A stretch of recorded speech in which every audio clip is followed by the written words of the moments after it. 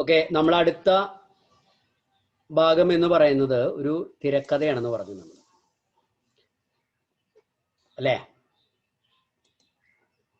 ഓർമ്മ? ഏതാ? My sisters shoe.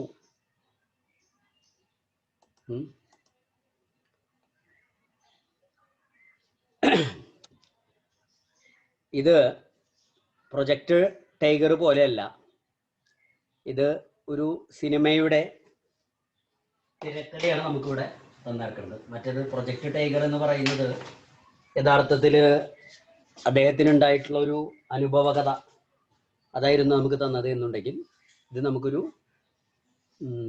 എന്താണ് തിരക്കഥ. അതിനെന്താ പറയാ നമ്മൾ ഇംഗ്ലീഷില്?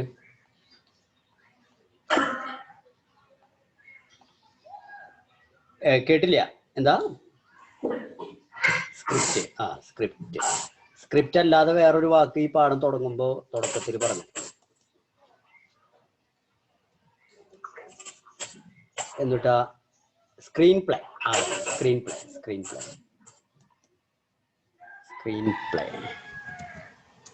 ഓക്കെ,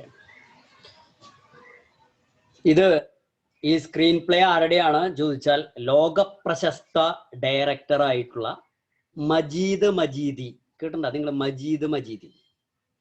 നമ്മുടെ നാട്ടിലൊക്കെ ഫിലിം ഫെസ്റ്റിവൽ നടക്കുമ്പോൾ ഇയാളുടെ ഒരു സിനിമ ഇല്ലാത്തൊരു ഫെസ്റ്റിവൽ ഉണ്ടാവില്ല. അതിൽ അവതരിപ്പിക്കും. കാരണം അയാളുടെ സിനിമകള് അത്രയും ഭയങ്കര സിനിമകളാണെന്നാ പറയുന്നത്. നമ്മുടെ നാട്ടിലത്തെ അടൂർ ഗോപാലകൃഷ്ണന്റെ ഒക്കെ ഒരു 10 അടൂർ ഗോപാലകൃഷ്ണന്റെ ഒക്കെ ഒരു കപ്പാസിറ്റിയുള്ള ആളാത്ര.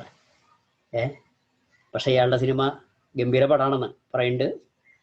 എന്തേലോട്ടെ, എല്ലാവരും വളരെയധികം കാര്യമായിട്ട് പ്രകീർത്തിക്കുന്ന ഒരാളാണ്. അപ്പൊ അദ്ദേഹത്തിന്റെ വളരെ ഫേമസ് ആയിട്ടുള്ള ഒരു പടമാണത്. ഏതാ? My sisters shoe. നിങ്ങളിപ്പോ സ്കൂളിൽ പോകുന്ന ഒരു ടൈമാണ് എന്നുണ്ടെങ്കിൽ നിങ്ങൾക്ക് ഈ സിനിമ അവിടെ കാണിച്ചു തരും.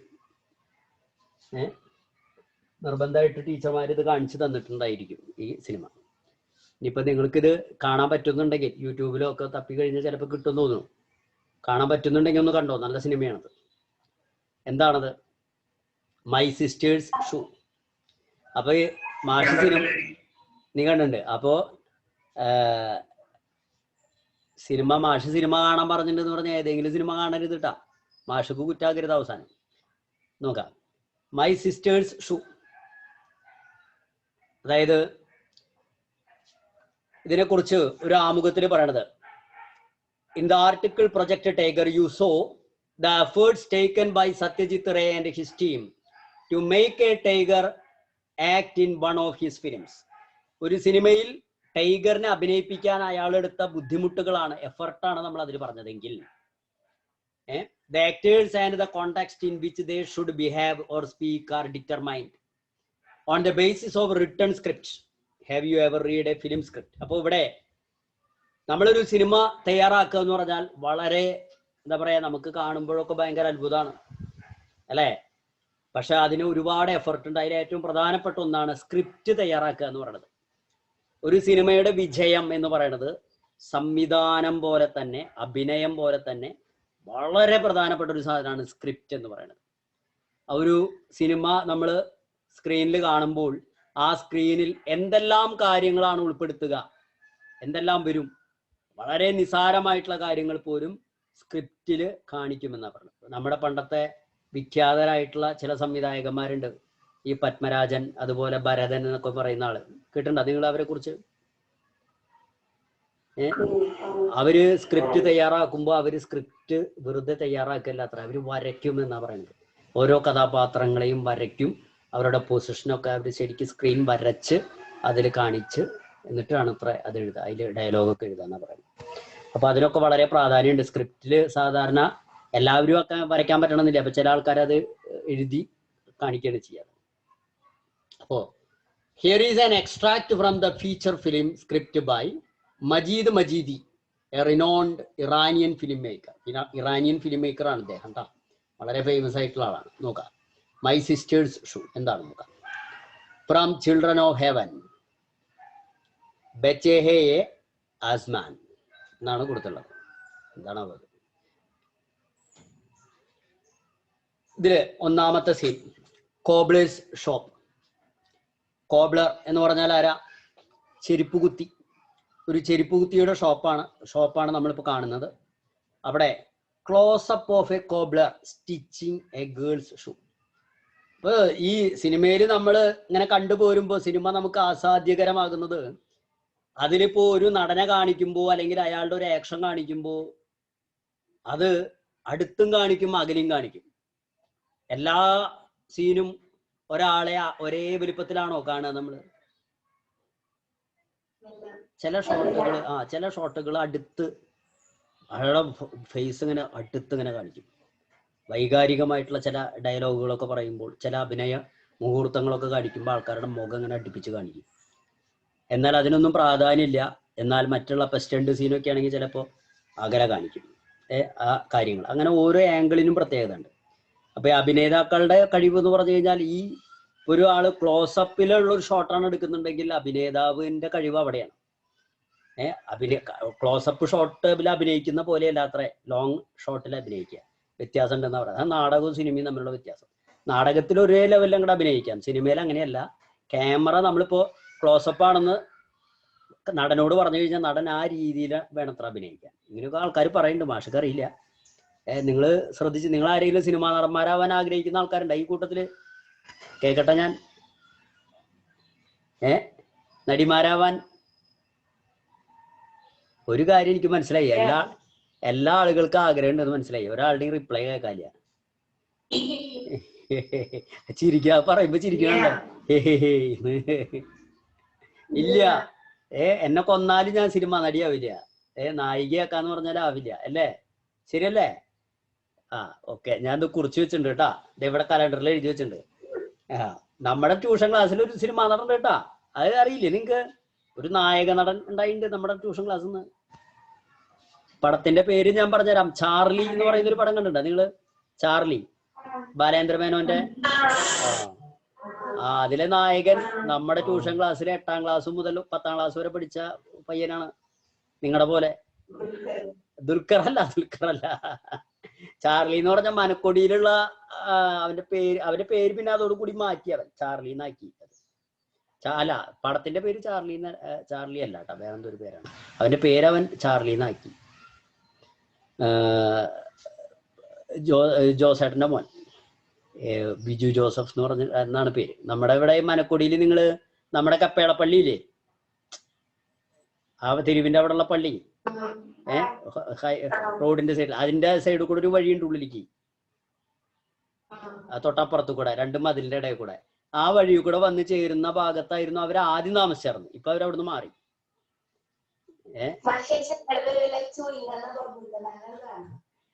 അങ്ങനെയല്ല, സിനിമയുടെ പേര് ചാർലി.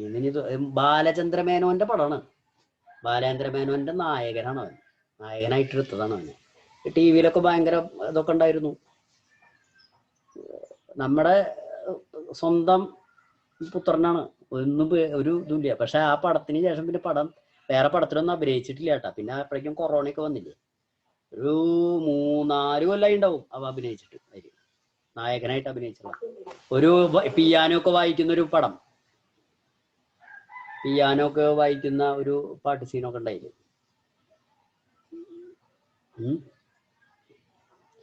എന്തായാലും ആവട്ടെ, അവൻ ഇപ്പോ സിനിമാ ഫീൽഡിലാണ്. എന്തായാലും ഇപ്പൊ നാട്ടിലില്ല ആള്, ഇവിടെ ഇല്ല ആള്. ആ ഫീൽഡിലാണ്. നമ്മുടെ ട്യൂഷൻ ക്ലാസ്സിൽ പഠിച്ചിരുന്ന ആളാണ്. നിങ്ങൾക്ക് വേണമെങ്കിൽ ഇനിയും അങ്ങനെ ചാൻസ് ഉണ്ട്.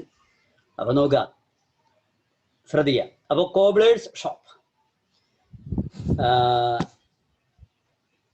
അപ്പൊ ഇതാ ക്ലോസപ്പ്. അത് ഞാൻ പറഞ്ഞു വന്നത് എന്താണെന്ന് വെച്ച് കഴിഞ്ഞാൽ, ഒരു തിരക്കഥയിൽ ക്ലോസപ്പ് എന്നൊക്കെ പറയുമ്പോൾ നിങ്ങൾക്ക് തോന്നി ഇതെന്ത് ഈ ക്ലോസപ്പ് എന്നൊക്കെ അങ്ങനെ എഴുതി വെക്കണമെന്ന് ചോദിച്ചു കഴിഞ്ഞാൽ അതിന് അതിൻ്റെതായിട്ടുള്ള പ്രാധാന്യമുണ്ട്. അതാണ് ഞാൻ ഈ പറഞ്ഞു വന്നത്. ഇയാള് കോബ്ലർ ഒരു പെൺകുട്ടിയുടെ ഷൂ തുന്നുന്ന ഒരു ക്ലോസപ്പാണ്. Only the pink shoe and the cobbler's hands are in frame. ഇവിടെ കോബ്ലറുടെ കൈകൾ മാത്രമാണ് ഫ്രെയിമിൽ, സ്ക്രീനിൽ നമുക്ക് കാണാൻ സാധിക്കുള്ളൂ. കൈകൾ മാത്രം. The camera moves back A little distance. എന്നിട്ട് ആ കൈകൾ ഇങ്ങനെ കാണിച്ചിട്ട് ക്യാമറ ഇങ്ങനെ പതുക്കെ പിന്നാക്കം ഇങ്ങനെ പോവാണ്. അപ്പൊ ഇങ്ങനെ കൈകൾ ഇങ്ങനെ മാറിയിട്ട് ഒപ്പം തന്നെ ഷൂവും പിന്നെ ആളുടെ മുഖമൊക്കെ ഇങ്ങനെ പതുക്കെ പതുക്കെ പതുക്കെ ഇങ്ങനെ വരും. എന്നിട്ട് back to middle distance to show Ali. അങ്ങനെ ബാക്കിലേക്ക് ഇങ്ങനെ വരുമ്പോൾ ഈ ചെരുപ്പ് കുത്തുന്നതിന്റെ തൊട്ടടുത്ത് ഒരാൾ ഇരിക്കുന്നുണ്ട്. ആരാണ് അയാൾ? അലി, ഒരു കുട്ടിയാണ് കേട്ടാ. Sitting on low chair next to the cobbler and watching him work.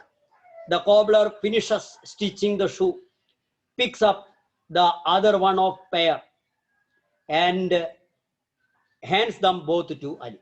അങ്ങനെ ഇത് രണ്ടും തുന്നിയിട്ട് അപ്പൊ അലി ഇങ്ങനെ നിൽക്കുന്നുണ്ട്, ഇരിക്കുന്നുണ്ട്. ഇരിക്കുമ്പോ സ്റ്റിച്ചിങ് നിന്നിട്ട് ഈ ഷൂ കോബ്ലർ എടുത്തിട്ട് ആർക്ക് കൊടുത്തു? പിക്കപ്പ് ദ അതർ വൺ, മറ്റേ ഒരു ഷൂവിനെ മറ്റേ ജോഡിയും കൂടി എടുത്തിട്ട് ആർക്ക് കൊടുത്തു? അലിക്ക് കൊടുത്തു.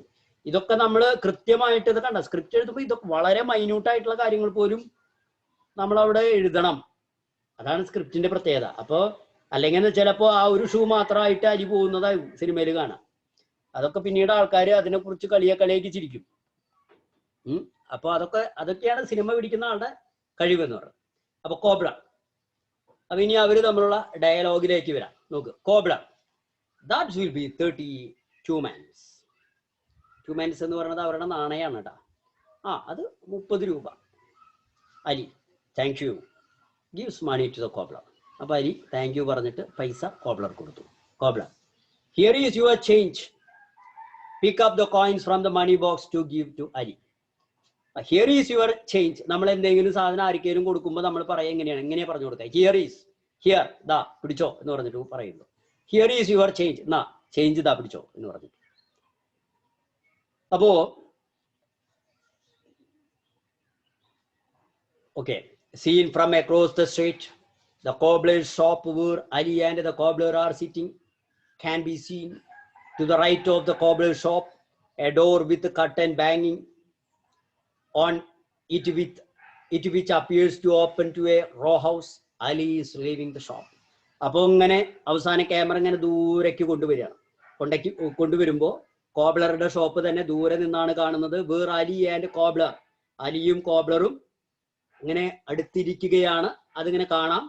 പിന്നെ right of the cobbler shop, ഈ കോബ്ലറുടെ ഷോപ്പ്, അതായത് ഷോപ്പ് നമ്മൾ നേരെ നോക്കുമ്പോൾ നമ്മുടെ റൈറ്റ് അല്ലെ, ആ ഷോപ്പിന്റെ എന്താ പറയണത്, റൈറ്റ് ഓഫ് ദ കോബ്ലർ, ഷോപ്പിന്റെ right is a door with a curtain ഹാങ്ങിങ് ഓൺ ഇറ്റ്. അതായത് ആ ഷോപ്പിൽ തന്നെ ഉള്ളിലായിട്ട് ഒരു കർട്ടൻ, ഒരു വാതിലുണ്ട്, ഒരു കർട്ടൻ ഇട്ട് മൂടിയേർക്കണത്.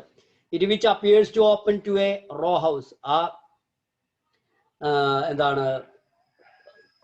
എന്താണ് കർട്ടന്റെ ഉള്ളിലൂടെ ഹൗസിന്റെ ഉള്ളിലേക്ക് പോകാനായിട്ടുള്ള ഒരു വാതിലാണത്. Ali is leaving the shop. Ali അങ്ങനെ ആ ഷോപ്പിൽ നിന്ന് പുറത്തേക്ക് പോവുകയാണ്. അതാണ് നമ്മൾ കാണുന്നത്. അപ്പൊ അലിയുടെ ശബ്ദം ഇങ്ങനെ അകലെന്ന് കേൾക്കാം. Ali's voice, thank you. അപ്പൊ അതൊക്കെ നമുക്ക് തിയേറ്ററിൽ ഇങ്ങനെ അകലെന്ന് കേൾക്കുന്ന പോലെയൊക്കെ തോന്നും. നോക്കാം, സിനിമയിലത്തെ സീനാണ് കേട്ടത്. ഇതാണ് അലി, മിസ്റ്റർ അലി. നോക്കൂ, the cobbler's choice, you are welcome, goodbye. അവരുടെ ആ ടോക്ക് അവിടെ കഴിഞ്ഞു. ഗുഡ് ബൈ പറഞ്ഞു. The man with a parcel under his arm walks up to curtained door, lifts the curtain and goes in. As Ali comes out of the cobbler's shop, putting the shoes in one small black bag in his back, walks down the street and moves out of the frame on the left. അപ്പോ a man with a parcel under his arm. അപ്പൊ ഒരാള് കയ്യിലൊരു പാഴ്സലും കൈ പിടിച്ചിട്ട് walks up to the curtain door, ഈ curtain ഡോറിന്റെ അടുത്തേക്ക് വന്നിരിക്കുകയാണ്. ലിഫ്റ്റ് ദ കർട്ടൻ തുറന്നു. എന്നിട്ട് എന്ത് ചെയ്തു? ഗോസ് ഇൻ, അകത്തേക്ക് പോയി. As Ali comes out of the cobbler shop, അങ്ങനെ അലി കോബ്ലറുടെ ഷോപ്പിൽ നിന്നും പുറത്തേക്ക് വന്നിട്ട് putting the shoes into small black bag on his hand, അവന്റെ കയ്യിലുള്ള കറുത്ത ബാഗിൽ ഈ ഷൂ അവൻ എടുത്ത് വെക്കുകയാണ്. വാക്സ് ഡൗൺ ദ സ്ട്രീറ്റ്, അവൻ സ്ട്രീറ്റിൽ നടന്നു. And moves out of the frame on the left, എന്നിട്ട് അങ്ങനെ നടന്നിട്ട് അവൻ ഫ്രെയിമിൽ നിന്ന് ഇടത്തെ ഭാഗത്തേക്ക് അവൻ പോയിട്ട് അങ്ങനെ ഫ്രെയിമിൽ നിന്ന് അവൻ പോയി, ആ സീനിൽ നിന്ന് അവൻ പോയി. ഇനി സീൻ 2, രണ്ടാമത്തെ സീനാണ് കേട്ടോ. ബേക്കറി. ഈ സീന്റെ പേര് ബേക്കറിയാണ് സ്ഥലം. Inside the bakery, shots of bread being baked, close up of band putting into the stove, kneaded flour spread on a baking board and taking out the baked naan. The camera pans slightly to the right to show Ali picking up the naan dropped by cook and stocking them on a cloth spread on the wooden plank. The camera moves back to show Ali and 3 cooks sitting around the stove, kneading and putting it inside the stove. Ali finishes stocking the naan and ties up the cloth into a bundle. നോക്കുക. അപ്പോൾ scene 2 ഒരു ബേക്കറിയാണ് കാണിക്കുന്നത്. ബേക്കറിയിൽ അരി വന്നിരിക്കുന്നതിന്റെ പടമാണ് നിങ്ങൾ മുകളിൽ കണ്ടത്. കണ്ട, ഇതാണ് സ്ഥലം. ഈ സീനിനെ കുറിച്ചിട്ട് അവിടെ പറയുന്നത് എന്താ? Inside the bakery shots of bread being baked. അപ്പൊ നമ്മൾ ആദ്യം തന്നെ ബേക്കറി കാണിക്കുമ്പോൾ ഇത് ബേക്കറിയാണ് എന്നുള്ളത് കാണികളെ ശരിക്കും ബോധ്യപ്പെടുത്തുന്നതിനായിട്ട് ബേക്കറിയുടെ പല ഭാഗങ്ങളിൽ ഇങ്ങനെ എന്താണ് ബ്രെഡ് ഉണ്ടാക്കുന്നത്, ഇങ്ങനെ ബ്രെഡ് എന്ന് പറഞ്ഞാൽ റൊട്ടി ഉണ്ടാക്കണത് ഇങ്ങനെ കാണിക്കുകയാണ്. ആൾക്കാരിങ്ങനെ അല്ലേ ഈ റൊട്ടി ചുടുന്നത് എന്ന് വെച്ചാൽ ചപ്പാത്തി പോലത്തെ സാധനം, അതിങ്ങനെ ചുടുന്നത് ഇങ്ങനെ കാണിക്കുകയാണ്. ഇപ്പൊ നമ്മൾ റെയിൽവേ സ്റ്റേഷനാണ് എന്ന് കാണിക്കാൻ വേണ്ടിയിട്ട് ആദ്യം തന്നെ എന്ത് ചെയ്യും, കുറെ ആൾക്കാരുടെ ശബ്ദം ഇങ്ങനെ കേൾക്കും, കാപ്പിയെ ചായ എന്നൊക്കെ പറഞ്ഞിട്ട്. സിനിമയിൽ കണ്ടിട്ടില്ലേ? ചിലപ്പോൾ നമ്മൾ ശരിക്കുള്ള റെയിൽവേ സ്റ്റേഷനിൽ പോയാലൊന്നും കേൾക്കാൻ പറ്റില്ല, പക്ഷെ സിനിമയിൽ അത് കേൾപ്പിക്കും. അപ്പൊ ആൾക്കാർക്ക് റെയിൽവേ സ്റ്റേഷൻ. അതേപോലെ ഇങ്ങനെ റൊട്ടി ചുടുന്നത് ഇങ്ങനെ കാണിക്കുകയാണ്. Close up of band putting in to the stove, kneaded flour spread on baking board and taking out of baked naan. അപ്പോ ഈ സ്റ്റവ് എന്ന് പറഞ്ഞാൽ അടുപ്പുമേ ഈ മാവ് ഇങ്ങനെ കുഴച്ച് പരത്തിയിട്ട് എന്താണ് നെഡഡ് ഫ്ലോർ എന്ന് പറഞ്ഞാൽ കുഴച്ചിട്ടുള്ള ഫ്ലോർ എന്ന് പറഞ്ഞാൽ എന്താ മാവ്, അത് സ്പ്രെഡ് ചെയ്തു പരത്തിയിട്ട് ബേക്കിംഗ് ബോർഡ് ഈ ചുടുന്ന പലകേമ വെച്ചു എന്നാ പറഞ്ഞത്. പലക എന്ന് പറഞ്ഞു കഴിഞ്ഞാൽ ഉദ്ദേശിക്കുന്നത് മരത്തിന്റെ അല്ല കേട്ടാ, കളിമണ്ണിന്റെ ആവാ. സാധാരണ കണ്ടിട്ടുണ്ടാവും നിങ്ങൾ, തന്തൂരി റൊട്ടി എന്നൊക്കെ പറയും, കേട്ടിട്ടുണ്ടാ? തന്തൂരി റൊട്ടി എന്നാ പറയാം. നമ്മുടെ നാട്ടിൽ കിട്ടും ഈ സാധനമൊക്കെ. ഇപ്പൊ തൃശ്ശൂരൊക്കെ നമ്മുടെ നാട്ടിൽ കിട്ടാത്ത സാധനം തൊട്ടുള്ള ചുട്ട കോഴി കിട്ടാറില്ലേ? അതേപോലെ തന്നെ ഇതും ബേക്ക് ചെയ്യാണ്, ചുട്ടെടുക്കുകയാണ് ചെയ്യാറ്.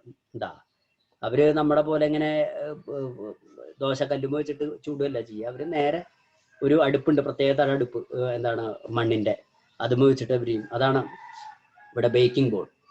എന്നിട്ട് ബേക്കഡ് നാൻ എന്ന് പറയുന്നത് ഇവിടെ എടുക്കുന്ന ഭക്ഷണത്തിന്റെ പേരാണത് ശരിക്കും. ബേക്ക് ചെയ്ത് എടുക്കുന്ന ഭക്ഷണത്തിന്റെ പേരാണത് നാൻ എന്ന് പറയുന്നത്. ഇതാ അപ്പോ the camera pan slightly to right to show. Camera അപ്പോ എന്താ ചെയ്യണമെന്ന് വെച്ചാൽ പതുക്കെ slightly to the right to show. അപ്പൊ ഈ അടുപ്പും പണിക്കാരെയൊക്കെ കാണിച്ചതിന് ശേഷം ക്യാമറ ഇങ്ങനെ പതുക്കെ ഇങ്ങനെ തിരിച്ചിട്ട് ആരുടെ നേരെ കാണിക്കുന്നു? അലിയുടെ നേരെ കാണിക്കുക. അതായത് അലി അവിടെ എത്തി, അലി എത്തിയ സ്ഥലം ബേക്കറി, അലി ബേക്കറിയിൽ എത്തി. ഇതാണ് നമ്മൾ ആ ക്യാമറ ഇങ്ങനെ തിരിക്കുമ്പോൾ കാണികൾക്ക് മനസ്സിലാക്കാൻ വേണ്ടിയിട്ടാണ്. Picking up a naan, the naan dropped by the cook. അപ്പോ ഈ നാൻ എന്ന് പറയുന്ന ഈ ഭക്ഷണം റൊട്ടി അവിടെ കൊണ്ടുവന്നിട്ട് ഇയാള് ഈ ബേക്ക് ചെയ്യുന്ന ആള് ഓരോന്നുണ്ടാക്കുന്നു, അത് കൊണ്ടുവന്നിട്ട് ഒരു സ്ഥലത്ത് കൊണ്ടുവന്നിടുന്നുണ്ട്. അവിടെയാണ് നമ്മുടെ അലി നിൽക്കുന്നത്. ഒരു നാൻ ഇങ്ങോട്ട് എടുത്തു, എന്നിട്ട് stacking them on a cloth spread on wooden plank. മരത്തിന്റെ ഒരു പലക വെച്ചിട്ടുണ്ട്, ആ പലകയമേ തുണി വിരിച്ചിട്ട് അതിലെന്ത് ചെയ്തു, അതിൽ നിറച്ചു. Camera moves back to show Ali and 3 cooks sitting around the stove. വീണ്ടും ക്യാമറ ഇങ്ങനെ നീങ്ങിയിട്ട് അലിയെയും 3 കുക്കുകളെയും കാണിക്കുന്നുണ്ട്, പാചകക്കാരെയും കാണിക്കുന്നുണ്ട്. അവര് സ്റ്റൗവിന്റെ ചുറ്റും ഇങ്ങനെ നിൽക്കുകയാണ്, 3 കുക്കും അലിയും കൂടിയിട്ട്. Kneading and putting it inside the stove. അപ്പോ വീണ്ടും അവര് കുക്ക് ചെയ്ത് തരുന്ന പണി തന്നെ. ഇതിങ്ങനെ പരത്തുന്നു ഈ സ്റ്റൗവിന്റെ ഉള്ളിലേക്ക്. അടുപ്പിന്റെ ഉള്ളിലിട്ടിട്ടാണ് ഇത് ചുട്ടെടുക്കുക. അടുപ്പ് എന്ന് പറഞ്ഞാൽ വലിയൊരു ഭരണി പോലെയാണ്. നിങ്ങൾ ഈ പഞ്ചാബി ഹൗസ് എന്ന് പറയുന്ന ഒരു സിനിമയിലുണ്ട് ഇങ്ങനത്തെ ഒരു സാധനം, നിങ്ങൾ കണ്ടിട്ടുണ്ട് അത്. ഇത് ചുട്ടെടുക്കുന്ന അടുപ്പ്, അത് മൊത്തത്തിൽ ഇങ്ങനെ ഒരു വലിയൊരു ഭരണി പോലെയാണ്. അതിന്റെ ഉള്ളിൽ ഇങ്ങനെ തീയിട്ടാവും. എന്നിട്ട് ഈ അതിന്റെ ഉള്ളിൽ ഇങ്ങനെ പതിപ്പിച്ചു വെക്കുക ചെയ്യുക, ഈ സാധനം ഒട്ടിച്ചു വെക്കും. എന്നിട്ട് ആ തീയിൽ കിടന്നിട്ട് ഇങ്ങനെ എന്ത് ചെയ്യും, തീ ഇങ്ങനെ അടിയിൽ നിന്ന് ഇങ്ങനെ കോഴീനെ ചുടുന്ന പോലെ തന്നെ എന്ത് ചെയ്യും, ഇതിങ്ങനെ ചുട്ടെടുക്കും. ക്യാമറ മൂവ്സ് പറഞ്ഞു നമ്മള്. Ali finishes stocking the naan and ties up the cloth into a bundle. അങ്ങനെ ഇവര് ചുട്ടെടുക്കുന്നത് ഓരോന്ന് അലി എടുത്തിട്ട് എന്ത് ചെയ്യുന്നു, ഈ ക്ലോത്തിലിടുന്നു. എന്നിട്ട് അതിനൊരു ബണ്ടിലാക്കി, അതിനൊരു കെട്ടാക്കി ഇങ്ങോട്ട് എടുത്തു അലി. ഓക്കെ, ഇനി സീൻ 3. ഇനി 3ാമത്തെ scene. Footpath outside the bakery. ബേക്കറിയുടെ പുറത്തുള്ള ഫുട്പാത്ത് ആട്ടോ. ഒരൊറ്റ സംഭവമാണ് ഇപ്പൊ ഈ പറഞ്ഞുകൊണ്ടിരിക്കുന്നത് കേട്ടാ. ഒരു സിനിമ പിടിക്കാനുള്ള പാട് നിങ്ങളൊന്ന് ആലോചിച്ച് നോക്കിയേ. നമ്മള് സിനിമയിൽ ഈ സീനൊക്കെ തന്നെ പെട്ടെന്ന് കടന്നു പോവും. പക്ഷെ അത് എഴുതി ഉണ്ടാക്കുന്ന ആളുടെ ബുദ്ധിമുട്ടൊന്ന് ആലോചിച്ച് നോക്കിയേ. കണ്ടില്ലേ? A small group of men are waiting in the queue outside the bakery to buy naan. അപ്പോ കുറച്ച് ആൾക്കാര് പുറത്ത് ക്യൂ ആയിട്ടുണ്ട് ബേക്കറിയുടെ പുറത്ത്. എന്തിനാ? ടു ബൈ ദ നാൻ, ഈ പറയുന്ന ഭക്ഷണം മേടിക്കാൻ, റൊട്ടി മേടിക്കാൻ. The outline of building in the street is seen in the distance. Ali is seen coming out from the bakery into the footpath and parcel of naan in his right hand, and the parcel of shoes in his left. He crosses the pavement and walks into vegetable store. He places the bundle of naan on the top of pile of boxes. എന്താ പറയൂ? എന്തിയെ?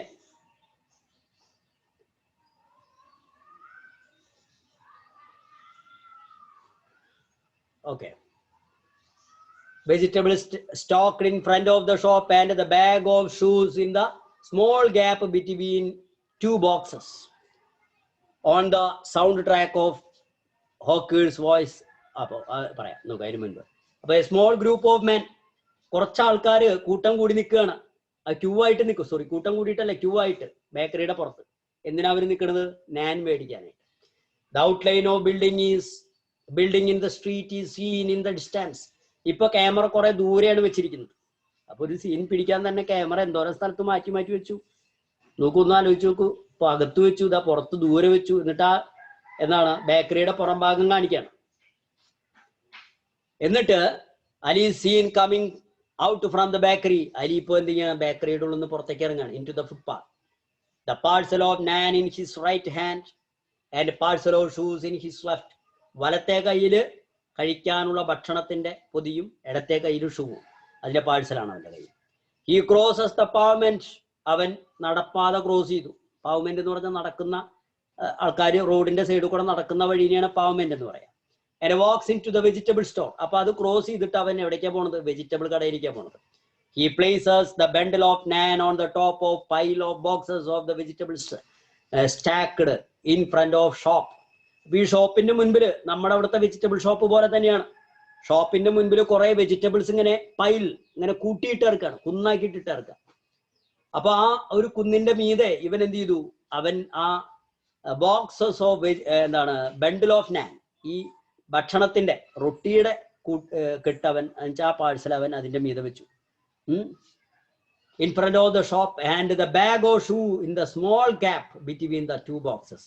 അപ്പൊ ആ vegetable കടയുടെ മുൻപിലായിട്ട് രണ്ട് ബോക്സുകൾ ഇങ്ങനെ വെച്ചിട്ടുണ്ട്. ആ രണ്ട് ബോക്സുകൾക്ക് ഇടയിൽ ആ ഗ്യാപ്പില് അവൻ എന്ത് വെച്ചു?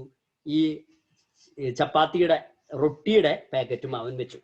അപ്പോ ശ്രദ്ധിക്കുക, വെജിറ്റബിളിന്റെ ഒരു പൈലുണ്ട്, അതിന്റെ മീതെ എന്ത് വെച്ചു? നാൻ വെച്ചു. അതേ കടയുടെ മുൻപിലായിട്ട് രണ്ട് ബോക്സ് വെജിറ്റബിൾസിന്റെ ബോക്സ് ഉണ്ട്, അതിന്റെ ഇടയിലായിട്ട് എന്ത് വെച്ചു? ഷൂ വെച്ചു. On the soundtrack, the hawker's voice is here. അപ്പോ നമുക്കിങ്ങനെ പുറകിൽ ഇങ്ങനെ തിയേറ്ററിൽ ഇരിക്കുമ്പോൾ നമുക്ക് സൗണ്ട് ട്രാക്കിൽ ഇങ്ങനെ കേൾക്കാം, ഒരു സൈഡിൽ നിന്ന് ഇങ്ങനെ കേൾക്കാം. അതായത് ദൂരത്ത് കൂടെ ആര് പോകുന്നു? ഹോക്കർ. ഹോക്കർ എന്ന് പറഞ്ഞു കഴിഞ്ഞാൽ ഈ വണ്ടിയെ ഉന്തിയിട്ട് ഇങ്ങനെ കച്ചവടം ചെയ്യുന്ന ആളില്ലേ, തലയിലൊക്കെ വെച്ചിട്ട്. ഇപ്പൊ നമ്മുടെ നാട്ടിൽ അത് കൂടുതലുണ്ട് അങ്ങനത്തെ ആൾക്കാർ അല്ലേ, വണ്ടിയിൽ വരുന്ന ആൾക്കാരെ കണ്ടിട്ടില്ലേ? പച്ചക്കറി ഇടയ്ക്ക് നിങ്ങൾ കേൾക്കാറില്ലേ ഇവിടെ അങ്ങനെ ക്ലാസ് എടുത്തോണ്ടിരിക്കുമ്പോ? ഇവിടെ ഇടയ്ക്ക് വണ്ടിക്കാർ വരാറുണ്ട്. അപ്പൊ അവരെയാണ് ഹോക്കേഴ്സ് എന്ന് പറയും, വിളിച്ച് കൂവിയിട്ട് കച്ചവടം നടത്തുന്ന ആൾക്കാർ. അയാള് വിളിച്ചു പറഞ്ഞു നോക്കുക, സോൾട്ട് സോൾട്ട് ഫോർ ട്രേഡ്. എന്താ അവിടെ കച്ചവടം? ഉപ്പ് ഉപ്പ്, അതാണ് അവിടുത്തെ കച്ചവടം. For trade. The shop keeper is seen standing behind the counter. അപ്പോ ഈ ഷോപ്പ് കീപ്പർ അയാളെങ്ങനെ കാണാം നമുക്ക്? ഈ സീൻ എന്ന് പറഞ്ഞാൽ അത് പാസീവാണ് കേട്ടോ, നമ്മളാണ് അയാളെ കാണുന്നത്. ഷോപ്പ് കീപ്പർ ഈസ് സീൻ എന്ന് പറഞ്ഞാൽ ഷോപ്പ് കീപ്പറെ നമ്മൾ കാണുന്നു എന്നാണ് അർത്ഥം. മനസ്സിലായില്ലേ? അത് പാസീവാണ്. ഷോപ്പ് കീപ്പറെ നമ്മൾ കാണുന്നു. സ്റ്റാൻഡിങ് ബിഹൈൻഡ് ദ, അയാൾ കൗണ്ടറിന്റെ പിന്നിൽ നിൽക്കുന്നുണ്ട്, നമ്മൾ അയാളെ കാണുക. അപ്പോ അലി പറയാണ് ആരോടാ? Shop keeper. അസ്സലാമു അലൈക്കും അക്ബറക്ക, നീഡ് സം പൊട്ടറ്റോസ്. അപ്പോ ഇറാനിയൻ ഫിലിമാണ്, അറബികളുടെ സിനിമയാണ്. അവര് നമസ്കാരം പറയണതാണ്. എന്താ പറയാ അവര്? അസ്സലാമു അലൈക്കും കേട്ടിട്ടുണ്ടോ? നിങ്ങൾ എങ്ങനെ പറയണത്? അപ്പോ അക്ബറക്ക അക്ബറക്ക നീഡ് സം പൊട്ടറ്റോസ്, കുറച്ചെന്ത് വേണം, ഉരുളക്കിഴങ്ങ് വേണം എന്ന് പറയാം. അവരുടെ മെയിൻ ഭക്ഷണമാണ് ഉരുളക്കിഴങ്ങ്. നോക്കാം. അക്ബർ ദ ഷോപ്പ് കീപ്പർ അല്ലെ, അവര് കഴിക്കുക ആലു ആലു എന്നാ പറയുന്നുണ്ട് സാധനത്തിന്, ഉരുളക്കിഴങ്ങിന്. Akbar the shop keeper gives Ali a small black bag to put potatoes in. Ali start picking the large wholesome potatoes in a box on the top of the heap. അപ്പൊ Akbar shop keeper എന്ത് ചെയ്തു, അലിക്ക് ഒരു ചെറിയ ബ്ലാക്ക് ബാഗ് കൊടുത്തു, ഒരു ചെറിയ കറുത്ത bag കൊടുത്തു. എന്തിനാ? ടു പുട്ട് പൊട്ടറ്റോ, അതില് പൊട്ടറ്റോ അതിലിട്ടിട്ട് കൊടുക്കാൻ. അത് നമ്മൾ കടയിൽ പച്ചക്കറി കടയിൽ എന്നാൽ അവര് നമ്മുടെ നാട്ടിൽ പറയാ പേള എന്നാ പറയാ അല്ലെ, പേള കേട്ടിട്ടില്ലേ? ആ പേളങ്ങൾ എടുത്തെന്ന് പറയും. പേള എന്ന് പറഞ്ഞ ഒരു പ്ലാസ്റ്റിക്കിന്റെ ഒരു വട്ടത്തിലുള്ള ഒരു പാത്രം. നിങ്ങൾ പച്ചക്കറി കടയിലൊന്നും പോവാറില്ലേ? കേട്ടിട്ടുണ്ട്. നിങ്ങൾ പോവാറില്ലേ കടയിലൊന്നും? നിങ്ങളൊക്കെ വീട്ടിലിങ്ങനെ വീടിന്റെ ഉള്ളിൽ തന്നെ വീട്ടില് അത്യാവശ്യം വീട്ടിലെ പണികളൊക്കെ എടുത്തോളൂട്ടാ, വെറുതെ ഇരിക്കരുത്. നോക്കാം. അപ്പോ അതില് അതുപോലെ ഇവിടെ ഒരു ബാഗാണ്, ബ്ലാക്ക് ബാഗ് കൊടുത്തു, എന്നിട്ട് അതിലെടുത്തോളാൻ പറഞ്ഞു.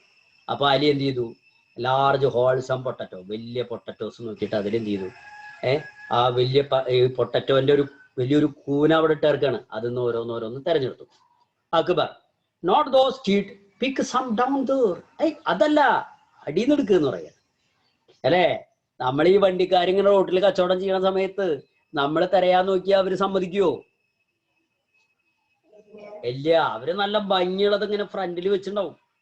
അപ്പൊ നമ്മൾ പറയത്തേ അതെടുക്ക് ചേട്ടാന്ന് പറഞ്ഞാൽ അത് ഇതൊക്കെ ഒന്നാന്ന് പറഞ്ഞാൽ അവര് പിന്നെ തന്നെ എടുക്കും, കുഴിച്ചെടുക്കും.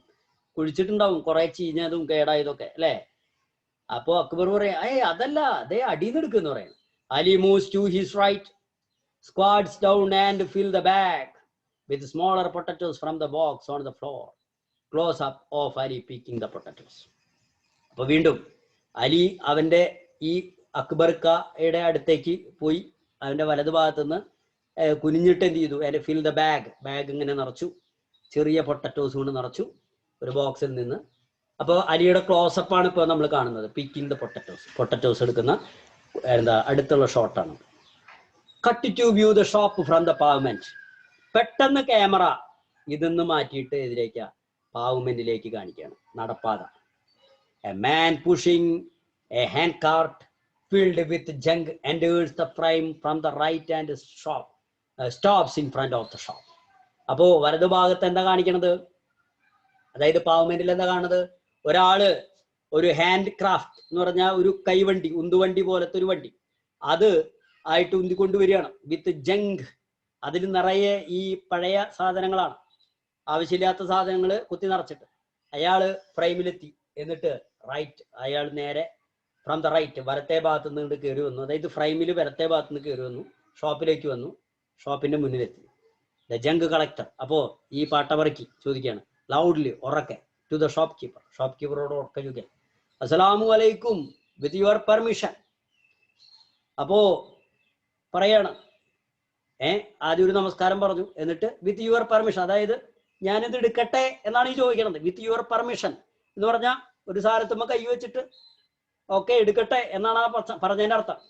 The young collector picks the bundle of the used polythene bags lying scattered on the floor near the boxes of the vegetables and throws them into the cart. He sees Ali's parcel of the shops taking it for junk. He picks it up and put in the cart. അപ്പൊ അവിടെ ആൾക്കാർ ഉപേക്ഷിച്ചു പോയിട്ടുള്ള polythene ബാഗുകൾ അവിടെ കിടക്കുകയാണ് ഈ കടയുടെ മുൻപില്. സ്കാറ്റേർഡ്, അതിങ്ങനെ ചെതറി കിടക്കുക.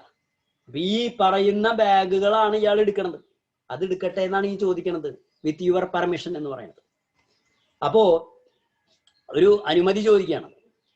അപ്പൊ അത് അവൻ എടുത്തിട്ട് ഈ വണ്ടിയിലേക്ക് അവൻ എന്ത് ചെയ്തു, എറിയുമ്പോ അവൻ ഇങ്ങനെ സാധനങ്ങളൊക്കെ എടുക്കുന്ന കൂട്ടത്തില് he sees Ali's parcel of shoe, അലിയുടെ ഈ ഷൂവിന്റെ പാഴ്സൽ അവൻ കണ്ടു. അപ്പൊ അവൻ അതും എടുത്തു. ഇറ്റ് ഫോർ ജങ്കിന്റെ കൂട്ട, ഈ പെട്ടിയുടെ ഇടയിൽ നിലത്തിരിക്കുകയല്ലേ, അപ്പൊ അത് ആവശ്യമില്ലാത്താണെന്ന് കരുതി അതും എടുത്തു. And put it in the car, അതും അവൻ ആ വണ്ടിയിലിട്ടു. The junk collector goodbye Akbar, goodbye. The junk collector leaves. അപ്പൊ ജങ്ക് കളക്ടർ പോയി. Cut to view from inside the shop. ഇനിയിപ്പോ നമ്മൾ കാണുന്നത് ഷോപ്പിന്റെ ഉള്ളിൽ നിന്ന് പുറത്തേക്കാണ്. ഇത്ര നേരം നമ്മൾ പുറത്തുനിന്നിട്ട് ഷോപ്പിലേക്കാ നോക്കിയത്, ഇനി ഷോപ്പിൽ നിന്ന് പുറത്തേക്കാ. എന്താ അപ്പൊ അക്ബറിന്റെ മുൻപ് അക്ബറിനെയാണ് ഇപ്പൊ നമ്മൾ കാണുന്നത്. Akbar is on the left edge of the frame counting money. അപ്പൊ അക്ബർ നമ്മൾ നോക്കുമ്പോ ഇടത്തെ അറ്റത്ത് നിൽക്കുന്നുണ്ട്, അവൻ കാശ് ഇങ്ങനെ എണ്ണ. Cut to Ali filling his bag with potatoes. വീണ്ടും അലിയുടെ നേരേക്ക് എന്ത് ചെയ്തു, ക്യാമറ കട്ട് ചെയ്തിട്ട്, അതായത് എന്ന് വെച്ചാൽ പെട്ടെന്ന് ഫ്രെയിം മാറ്റി, എന്താ അവൻ ഇങ്ങനെ ഉരുളക്കിഴങ്ങ് നിറയ്ക്കണത് കാണിച്ചു. Ali finishes filling the bag and hands it to Akbar for weighing. Akbar hold the bag in his hand to feel the weight of a moment and hands it back to Ali. അപ്പോ ഈ bag അവൻ നിറച്ചിട്ട് ഈ bag എന്ത് ചെയ്തു, അക്ബറിന് കൊടുത്തു. അക്ബർ അത് കയ്യിൽ പിടിച്ചിട്ട് ഫീൽ ദ വെയിറ്റ്, എന്നിട്ട് കയ്യിൽ പിടിച്ചിട്ട് ക്ലാസ് ഒന്നുമില്ല അവിടെ, കയ്യിൽ പിടിച്ചിട്ടാണ് വെയിറ്റ് നോക്കുന്നത്. അങ്ങനെ നോക്കിയിട്ട് കുഴപ്പമില്ല എന്ന് പറഞ്ഞു നോക്കിയിട്ട് ഹാൻഡ്സ് ടു അലി, എന്നിട്ട് പറയാണ് അവനോട്, വീണ്ടും അലിക്ക് തന്നെ അത് തിരിച്ചു കൊടുത്തു. എന്നിട്ട് അലിയോട് പറയാണ് Akbar, 65 humans. Ali, my mom said to put it on our tab. Akbar, tell her your account has reached its limit. She should pay at least part of it. Ali, all right.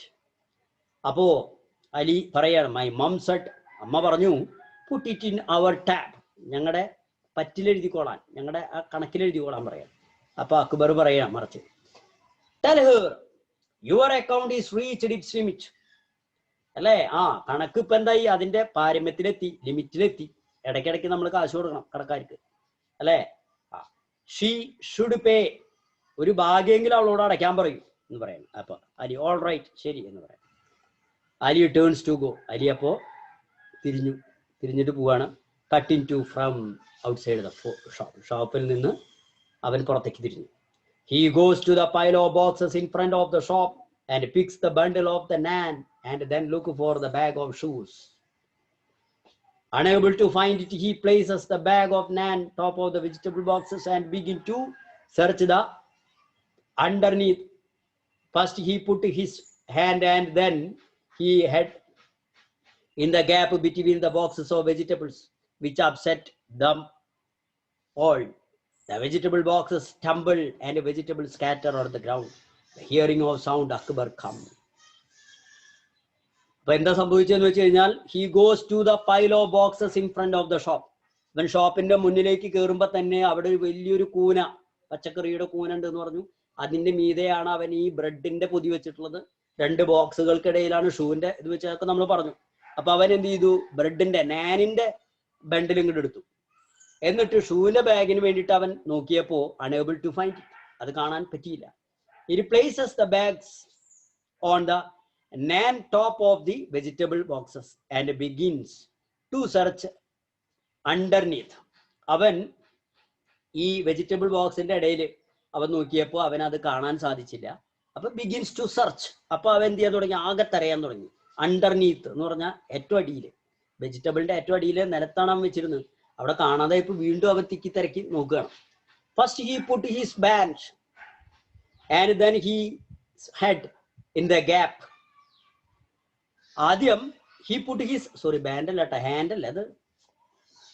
ആദ്യം അവൻ എന്ത് ചെയ്തു, അവന്റെ കൈയിട്ടു, ഒരു ചെറിയ ഗ്യാപ്പുള്ളൂ അവിടെ, അതിൽ കൈയിട്ടു. ആൻഡ് ദെൻ ഹിസ് ഹെഡ്, അവന്റെ തലയിട്ടു. In the gap between the boxes of vegetables, ആ വെജിറ്റബിളിന്റെ ബോക്സസിന്റെ ഇടയിൽ. വിച്ച് അപ്സെറ്റ് ദ മോൾ, അവൻ അങ്ങനെ തലയും കയ്യൊക്കെ കൂടി ഒരുമിച്ച് അതിൻ്റെ ഉള്ളിൽ തിരികിയപ്പോ എന്ത് ചെയ്തു, ഈ പെട്ടിങ്ങനെ അടുക്കി വെച്ചിരിക്കുക, അതൊക്കെ കൂടി തട്ടിത്തടഞ്ഞങ്ങോട്ട് വീണു. കണ്ടില്ലേ, കടയില് പെട്ടികൾ, നമ്മുടെ അവിടുത്തെ തക്കാളി പെട്ടി പോലെ തന്നെ കണ്ടില്ലേ, മരപ്പെട്ടികൾ ഇങ്ങനെ അടക്കി വെച്ചേർക്കുക. The vegetable boxes tumble and vegetables scatter on the ground. ഈ ബോക്സ് ആകെ ടംബിൾ, തകിടം മറിഞ്ഞു. And the vegetable scatter, vegetable ആകെ അവിടെ ചെതറി. എവിടെ, ഓൺ ദ ഗ്രൗണ്ടിൽ. ഓൺ ഹിയറിംഗ് ദ സൗണ്ട്, അപ്പൊ വെജിറ്റബിൾ ഇങ്ങനെ ഈ പൊട്ടികളൊക്കെ ഇങ്ങനെ വീണപ്പോ ഭയങ്കര ശബ്ദം ഉണ്ടായി. അപ്പൊ അക്ബർ എന്ത് ചെയ്തു, comes running from inside and shop and sees the vegetable strewn on the ground. അപ്പൊ അക്ബർ ഉള്ളിൽ നിന്ന് ഓടി വന്നപ്പോ വെജിറ്റബിൾസ് ഒക്കെ ആകെ ചെതറി കിടക്കുക ഗ്രൗണ്ടിൽ. അതിങ്ങനെ കാണുകയാണ്.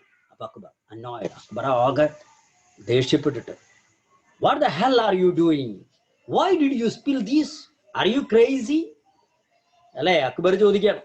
What the hell are you doing, എന്ത് പണിയാണ് നീ കാണിക്കണം, what the hell are you doing എന്ന് വെച്ചാൽ നമ്മളൊരു ശാപവാക്കാണത്. ഹെൽ.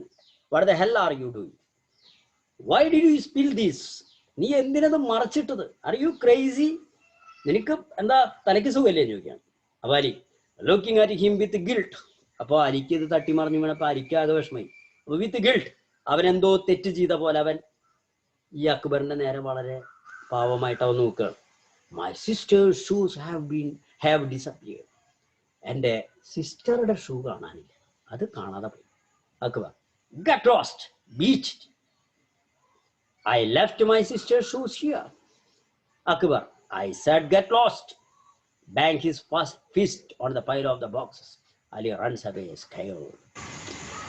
അപ്പൊ അലി അവന്റെ നേരെ എന്തോ തെറ്റ് ചെയ്ത പോലെ പറഞ്ഞു, എൻ്റെ സിസ്റ്ററിന്റെ ഷൂ കാണാനില്ല. അപ്പൊ അക്ബർ പറയാ ഗെറ്റ് ലോസ്റ്റ്. ഗെറ്റ് ലോസ്റ്റ് എന്ന് പറഞ്ഞാൽ ഇറങ്ങിപ്പോ എന്ന് പറയാം. അപ്പോ അലി ഐ ലെഫ്റ്റ് മൈ, അപ്പൊ അലി അവിടെ വീണ്ടും നിന്നിട്ട് പറയാം മൈ സിസ്റ്റർ ഷൂസ് ഹിയർ. പക്ഷേ ഞാൻ എൻ്റെ സിസ്റ്ററിന്റെ ഷൂ ഇവിടെയാണ് വെച്ചത്. അക്ബർ വീണ്ടും അതന്നെ, ഐ സെഡ് ഗെറ്റ് ലോസ്റ്റ്. ഞാൻ പറഞ്ഞു ഇറങ്ങിപ്പോവാൻ പറഞ്ഞു. ആൻഡ് ബാങ് ഹിസ് ഫിസ്റ്റ്, അവൻ മുഷ്ടി ചുരുട്ടിയിട്ട് അതുകൊണ്ട് ഒറ്റയിട്ടിയാണ്. എന്നുമേ ദ പൈൽ ഓഫ് ബോക്സസ്, ആ പെട്ടികൾ ഇങ്ങനെ അടുക്കി വെച്ചിട്ടുണ്ട്, അതും ഒറ്റയിട്ടിയാണ്. അടുത്തിടിഞ്ഞാൽ അലിക്കുക. അപ്പൊ അലി എന്ത് ചെയ്തു? Ali runs away സ്കയേർഡ്. അലി ആകെ പേടിച്ചു, എന്നിട്ട് അവൻ ഓടി. ഇനി അടുത്ത സീനാണ് കേട്ടോ, സീൻ 4. എവിടെയാ? അലിയുടെ വീടാണ്. ഇതാ കണ്ട, അലിയുടെ സിസ്റ്ററാണ് ഈ കാണുന്നത് നമ്മൾ സീനില്. നോക്കൂ, middle distance shot of Ali and his sister Zahra reading their textbook, kneeling on the mattress. A baby's cries heard faintly on the soundtrack. The camera closes in Sarah's, who is writing in a notebook, mumbling the words as she writes. Ali, how am I going to school without shoes?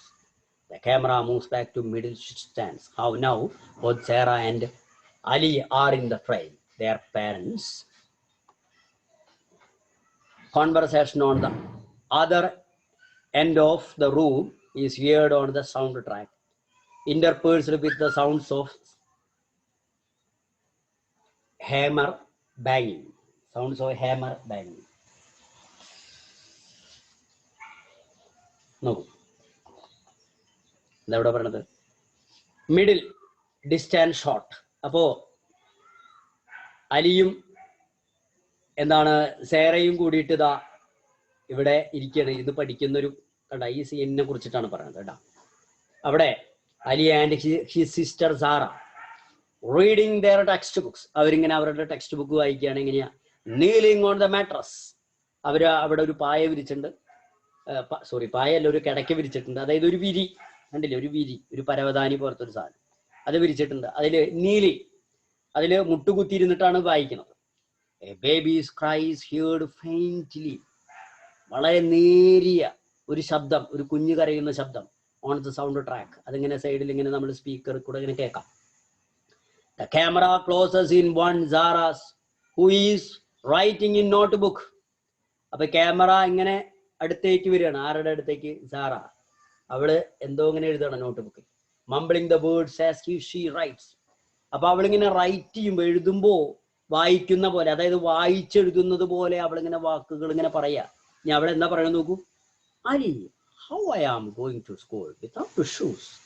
Ali, ഞാൻ എങ്ങനെയാണ് സ്കൂളിലേക്ക് shoe ഇല്ലാതെ പോവാ എന്നാണ് ചോദിക്കുന്നത്. Camera moves back to middle distance. അപ്പൊ camera പിന്നാലെ വീണ്ടും ബാക്കിലേക്ക് വന്നു, ഒരു പകുതി ദൂരം പിന്നാക്കം വന്നു. അപ്പൊ ഇപ്പൊ കാണുന്ന ആളുടെ ഒരു പകുതി വലുപ്പത്തിൽ ഇപ്പൊ നമുക്ക് ആരെ കാണാം? സാറയെ കാണാം. Now both Sara and Ali, ഇപ്പൊ രണ്ടുപേരും ഫ്രെയിമിലുണ്ട്, സാറയും അലിയും ഉണ്ട്. നേരത്തെ സാറ മാത്രമായിരുന്നു. അപ്പോഴാണ് അവളുടെ ചുണ്ടുകൾ ഇങ്ങനെ നോക്കി കഴിഞ്ഞാൽ അവളിങ്ങനെ പറയണം. എന്താ പറയണത്? How can I go without shoe, അതാണ് അവൾ ചോദിക്കുന്നത്. അപ്പോ എന്നിട്ട് ക്യാമറ പിന്നാക്കം വന്നു. അപ്പോ രണ്ടുപേരെയും കാണാം, ബോത്ത് ഫ്രെയിം. ഇനി അവരുടെ പാരന്റ്സ്, ദെയർ പാരന്റ്സ്, അവരുടെ മാതാപിതാക്കൾ, അച്ഛനമ്മയും. Conversation on the other end of the room, ആ റൂമിന്റെ വേറൊരു ഭാഗത്ത് നിന്ന് അവരുടെ അച്ഛനും അമ്മയും കൂടി സംസാരിക്കുന്നത് ഇങ്ങനെ കേൾക്കാം. Heard on the sound track, sound ട്രാക്കിൽ അവരുടെ സംസാരം ഇങ്ങനെ കേൾക്കാം. ഇന്റർപേഴ്സ്ഡ് വിത്ത് സൗണ്ട് ഓഫ്, അതിന്റെ ഇടയിൽ വേറൊരു ശബ്ദം, സൗണ്ട് ഓഫ് ഹാമർ ബാങ്ങിങ്, അതിൻ്റെ ഇടയിൽ ചുറ്റിക കൊണ്ടടിക്കുന്ന ഒരു ശബ്ദം ഇടയിൽ വരുന്നുണ്ട്. ഇതൊക്കെയാണ് ആ സീനിൽ നമ്മൾ കേൾക്കുന്നത്. മദർ ഓഫ് സ്ക്രീൻ, അതായത് സ്ക്രീനിൽ അമ്മ ഇല്ല, അമ്മയുടെ ശബ്ദം മാത്രമാണ്. Of screen. Go to your company store tomorrow. We don't have any formula left. അപ്പൊ അമ്മ പറയുന്നത് go to your company store, നിങ്ങൾ നിങ്ങളുടെ കമ്പനി സ്റ്റോറിലേക്ക് നാളെ തന്നെ പോവാ. We don't have any formula left, നമുക്ക് വേറെ മാർഗമൊന്നുമില്ല. നമുക്ക് മാർഗമൊന്നുമില്ല, നാളെ നിങ്ങൾ കമ്പനിയിൽ പോവാ, അത്ര തന്നെ ഉള്ളൂ. Zara passes her notebook to Ali.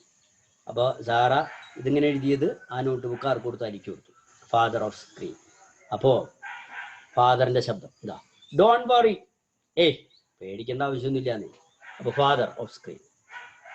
Rahim Agha's wife had slip disc surgery made it worse. Surgery made it verse.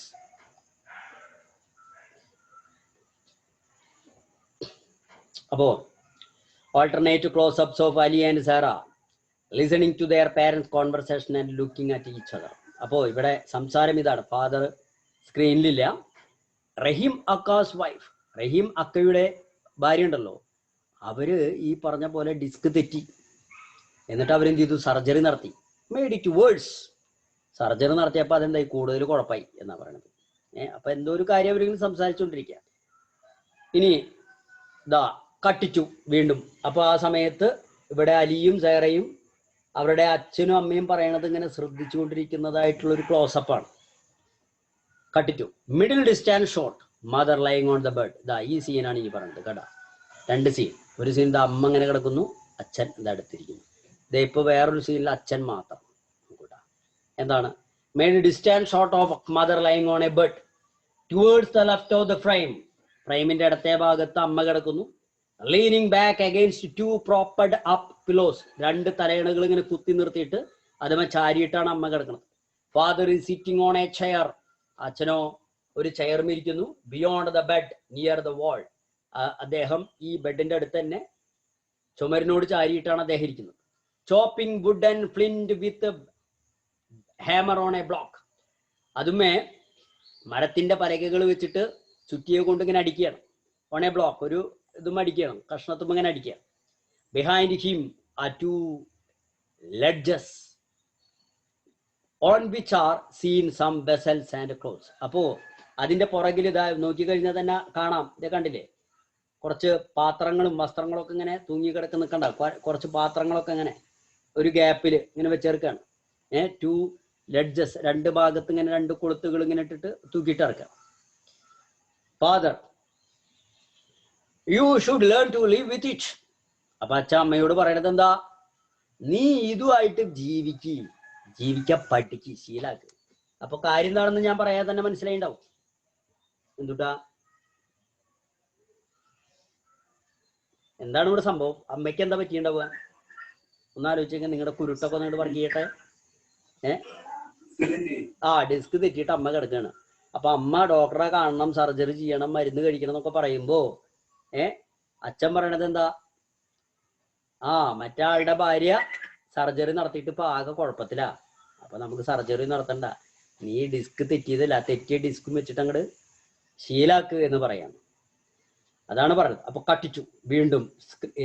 Screen cut ചെയ്ത് കയറിയിട്ടാ. എന്തായി നമ്മൾ ഭയങ്കര സ്ലോ ആണോ? 2 പേജും കൂടി ഉള്ളു അല്ലെ? നമുക്കിത് അവസാനിപ്പിക്കണം കേട്ടോ. അന്ന് അവസാനിപ്പിക്കണത് അടുത്ത ദിവസത്തേക്ക് വെക്കില്ല. Close up of Ali reading from the book has passed on to him. ഇപ്പോ ക്ലോസപ്പിൽ നമ്മൾ കാണുന്നത് അലി സെഹറ തന്ന ബുക്ക് ഇങ്ങനെ വായിക്കുന്നതാണ് അടുത്ത് വെച്ചിട്ട്. Mother off screen. അപ്പൊ അമ്മ ഇപ്പൊ സ്ക്രീനിലില്ല. അമ്മ പറയുന്നു, what do you want me to do nothing all the day. അപ്പൊ അമ്മ പറയാണ്, ഞാൻ എന്ത് ചെയ്യണം എന്നാ പറയണത്? Do nothing all the day, ദിവസം മുഴുവൻ ഒന്നും ചെയ്യാതിരിക്കുക. അമ്മ ചോദിക്കുക. Ali starts writing in the notebook. അപ്പൊ അലി ഇങ്ങനെ നോട്ട്ബുക്കിൽ എഴുതുന്നു. ഫാദറും ഇപ്പൊ സ്ക്രീനിലില്ല, അലിയാണ് ഇപ്പൊ സ്ക്രീനില്. അപ്പൊ അച്ഛനും അമ്മയും സംസാരം മാത്രം നമ്മൾ കേൾക്കുന്നുള്ളൂ. Well, the doctor has forbidden work. അതന്നെ കാരണം ഡോക്ടർ എന്നാ പറഞ്ഞുള്ളത്? ജോലിയൊന്നും ചെയ്യേണ്ടെന്നല്ലേ പറഞ്ഞുള്ളൂ. ഫോർബിഡൻ എന്ന് പറഞ്ഞ വിലക്ക് അല്ലെ? വർക്കൊന്നും ചെയ്യേണ്ടെന്നല്ലേ പറഞ്ഞുള്ളത്. അപ്പൊ ജോലിയൊന്നും ചെയ്യേണ്ട. അതന്നെ. Ali rights You can go to school with slippers. അപ്പോ അവനിങ്ങനെ ഇത് എഴുതുമ്പോൾ അവൻ ഇങ്ങനെ സംസാരിക്കുന്നുണ്ട്, മംബ്ലിങ്, ചുണ്ടുകൾ ഇങ്ങനെ ചലിക്കുന്നത് നമുക്ക് കാണാം. എന്താ എഴുതുന്നത്? You can go to school with slippers. നീ സ്കൂളിലേക്ക് സ്ലിപ്പർ ഇട്ട് പോയിക്കോ. സ്ലിപ്പർ എന്ന് പറഞ്ഞാൽ മറ്റേ വള്ളിച്ചെരുപ്പ് ഇട്ടിട്ട്, ഷൂടണ്ട. And passes the notebook to Sara. Close up of the notebook. നോട്ട് ബുക്കിന്റെ ക്ലോസപ്പ് ഇങ്ങനെ കാണിക്കുന്നുണ്ട്, അതിലിങ്ങനെ എഴുതിയത് കാണുന്നുണ്ട്. അത് സാറയ്ക്ക് കൊടുക്കണം. Mother. Kokab khanom sister has had surgery and she's fine. അപ്പൊ അച്ഛൻ ഒരു ഉദാഹരണം പറഞ്ഞു. എന്താ, ഒരാളുടെ ഭാര്യയ്ക്ക് ഡിസ്കിന് ഓപ്പറേഷൻ നടത്തിയിട്ട് ഇപ്പോൾ ആകെ പ്രശ്നമായിട്ടാണ് കിടക്കുന്നത് എന്ന് പറഞ്ഞപ്പോൾ അമ്മതാ പറയുന്നു മറ്റൊരു ഉദാഹരണം. കൊക്കാബ് ഖാനംസ് സിസ്റ്റർ. കൊക്കാബ് ഖാനം ഒരാളുടെ പേരാണ് കേട്ടോ. അവന്റെ സിസ്റ്റർ ഉണ്ടല്ലോ, ഒരു സർജറി നടത്തിയിട്ട് ഇപ്പോൾ അടിപൊളിയായിട്ട് നടക്കണം. She's fine. Cut to close up of Sara taking the notebook and reading what Ali has written it. Father. അപ്പൊ സാറ എന്താണ് അലി എഴുതി കൊടുത്തത് വായിക്കണം. Father, don't ever think about surgery. സർജറിയെ കുറിച്ച് ചിന്തിക്കണ്ട, സർജറി പൊട്ടയാണ്. Alternate two close up of Sara and Ali looking at each other. അപ്പോ വീണ്ടും അലിയുടെയും സാറയുടെയും ക്ലോസ് അപ്സ് ആണ്. അവർ രണ്ടുപേരും മുഖത്തോട് മുഖം നോക്കാണ്. Father off screen, I don't want you to become crippled. Cut to close up of Sara writing in the notebook. അപ്പോ അച്ഛൻ പറയാണ്, I don't want you become crippled. നീ ക്രിപ്പിൾഡ് എന്ന് പറഞ്ഞു കഴിഞ്ഞാൽ എന്താ? ഒന്നിനും പറ്റാതെ, അതായത് ആകെ അവശതയായിട്ട് ഒന്നിനും പറ്റാത്തൊരവസ്ഥയിൽ ഒന്നിനും പറ്റാതെ നീ കിടക്കുന്നത് കാണാൻ എനിക്ക് വയ്യ. I don't want you to become crippled. Cut to close up of Sara writing in the notebook. അപ്പോ വീണ്ടും സെഹറയുടെ നേരെ എന്താണ് ക്യാമറ തിരിച്ചു. അവള് നോട്ട് ബുക്കിൽ എന്ത് എഴുതുന്നുണ്ട്? Mumbling as she writes. അവൾ എഴുതുമ്പോൾ ചുണ്ടിങ്ങനെ അനങ്ങുന്നുണ്ട്. Ali, you have some nerve. You lost my shoe. I will tell dad. നോക്ക എന്താ എഴുതുന്നത്? Ali, you have some nerve. You lost my shoes. എന്താണ്, നിനക്ക് ഇതിനെ കുറിച്ചിട്ട് ഒരു ഗൗരവവുമില്ലേ? നീയാണ് എൻ്റെ ഷൂ കൊണ്ടുപോയി കളഞ്ഞത്. ഞാൻ അച്ഛനോട് പറഞ്ഞു കൊടുക്കും. To close up of Ali looking at Zara. She passes the notebook to Ali. Close up of the notebooks. അപ്പൊ വീണ്ടും നോട്ട് ബുക്കിന്റെ close up. The conversation of their parents continues on the sound track. വീണ്ടും ഇവരുടെ മാതാപിതാക്കളുടെ ശബ്ദം ഇങ്ങനെ sound ട്രാക്കിൽ ഇങ്ങനെ കേൾക്കാം. ആ ശബ്ദം നൗ ലെസ് ഓഡിബിൾ. ഇപ്പൊ ശബ്ദത്തിരി കൂടി കുറവാണ്. Interspersed by the beat of the hammer. അതിന്റെ ഇടയിൽ എന്താ? ചിട്ടിയെ കൊണ്ടുള്ള അടി. On the block. Close up of Ali writing in notebook. വീണ്ടും അലി നോട്ട് ബുക്കിൽ എന്ത് എഴുതുന്നു? To close up of father working on the other end of the room looking at camera. Interspersed with close ups of Ali and Sara and middle ranges shot showing down. അപ്പോ രണ്ട് ക്ലോസപ്പുകൾ. ഒന്ന്, അച്ഛൻ എന്ത് ചെയ്യുന്നു? റൂമിന്റെ ഒരറ്റത്ത് ക്യാമറയുടെ നേരെ നോക്കിയിട്ട് നിൽക്കുന്ന ഒരു close up. Interspersed with close ups of Ali and, അതിൻ്റെ ഒപ്പം സൈറയും അലിയും അവരൊരു മിഡ് റേഞ്ച് എന്ന് വെച്ച് കഴിഞ്ഞാൽ വളരെ ദൂരെയല്ല വളരെ അടുത്തല്ലാത്തൊരു റേഞ്ചിൽ ഷോട്ട്, അവരുടെ നേരെ ഒരു ഷോട്ട് അവരെ കാണിക്കണം രണ്ടുപേരെയും. Ali writes in the notebook and passes it to Zara. Ali നോട്ട് ബുക്കിൽ എഴുതുന്നു, അത് സൈറയുടെ നേരെ കൊടുക്കുന്നു. Zara reads what Ali has written in the notebook in a whisper. Zara, if you tell Dad, she will beat both of us because he doesn't have money to buy you a pair of shoes.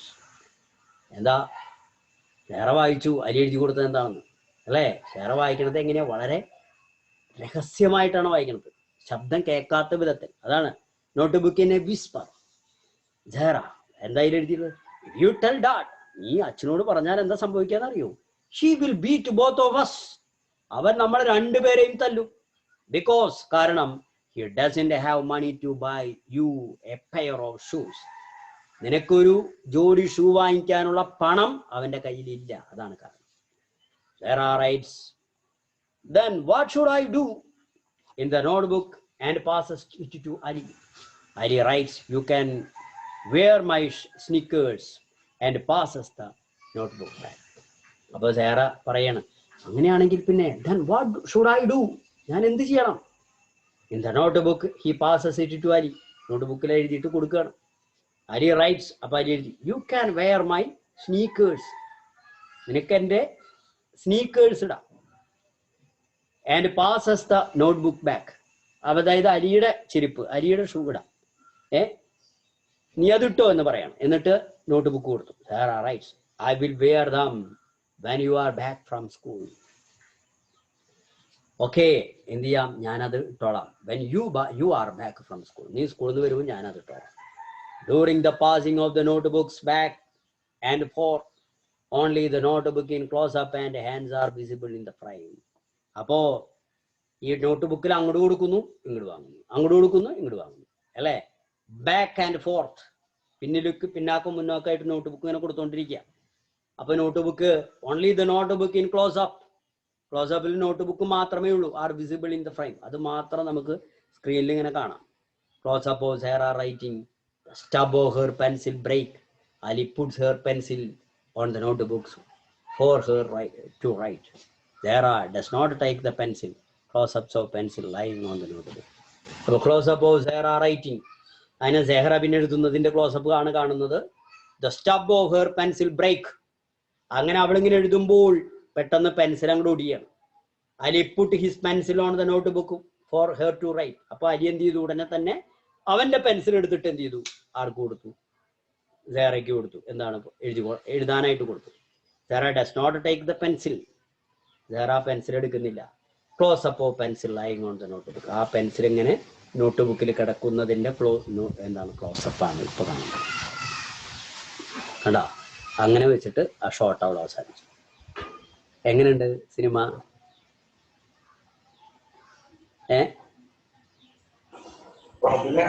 കുഴപ്പമില്ല അല്ലേ? ഇതാണ് ഞാൻ പറഞ്ഞില്ല, അടൂർ ഗോപാലകൃഷ്ണൻ അതിന്റെ വേറൊരു അവസ്ഥയാണ്, അവസ്ഥാന്തരം. ഇത് കാണേണ്ട സിനിമ തന്നെയാണ് കേട്ടാ. അതാ ഷോട്ടുകൾക്കും അതിന് ഫ്രെയിമിനൊക്കെയാണ് അതിന്റെ പ്രാധാന്യം. സിനിമ കാണണം, നമ്മളിങ്ങനെ പറയുമ്പോൾ അതിൻ്റെ അറിയില്ല. എന്തായാലും ആവട്ടെ. അപ്പൊ എങ്ങനെയാണ് ഒരു സിനിമ പിടിക്കുക എന്നുള്ളതാണ് ഇപ്പൊ ഇതില് നമ്മൾ മനസ്സിലാക്കുന്നത്. സ്ക്രിപ്റ്റിന്റെ പ്രാധാന്യമാണ് അതില് കേട്ടാ. ഇനി എത്ര പാടുണ്ട് നമുക്ക്? വയ്യണ്ടേ, 3:06 സമയം.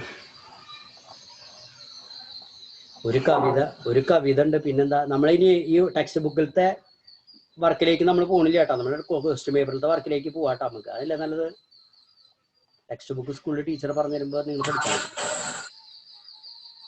ഇനി ഒരു കവിതയും കൂടി ഉണ്ട് അല്ലേ നമുക്ക്.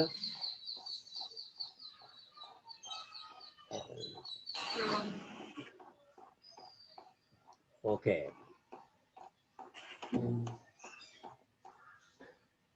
Blowing in the wind. എന്തോരണ്ട്, ഇതും കൂടി പഠിച്ചാൽ നമുക്ക് 3 മണിയിലായിട്ടുള്ളൂ. അപ്പൊ ഇതാ കഴിഞ്ഞു. നമുക്ക് ഇംഗ്ലീഷ് നമുക്കപ്പോൾ അടച്ചു പൂട്ടാം. ഈ ഒരു കാര്യം കേട്ടാ, ഈ പാഠം നന്നായിട്ട് വായിച്ചിട്ട് വരണം. അടുത്ത ക്ലാസ്സിൽ നമ്മളൊരു ടെസ്റ്റ് പേപ്പർ നടത്താം. ഇതിന്ന് കുറച്ച് ചോദ്യങ്ങൾ, പ്രിപ്പോസിഷൻ ഇല്ല, ചോദ്യങ്ങൾ കേട്ടാ. ക്വസ്റ്റ്യൻ ആൻസർ ആണ് ഉണ്ടാവുക. അപ്പോ ഓപ്ഷൻ ഉണ്ടാവും, ഓപ്ഷൻ നിങ്ങൾ കൊടുക്കുക. കേട്ടില്ലേ? ചെറിയൊരു ടെസ്റ്റ് പേപ്പർ, ഒരു 5 ചോദ്യം.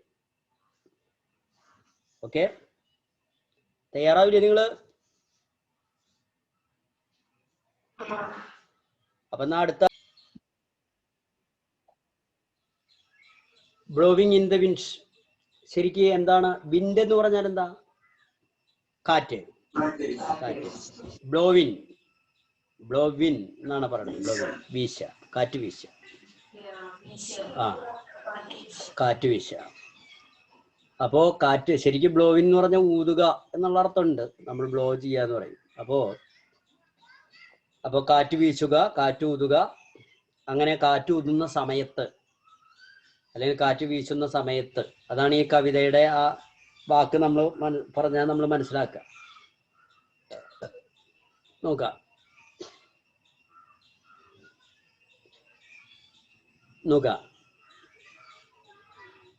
എന്താണ് ഇതിൽ പറയുന്നത്?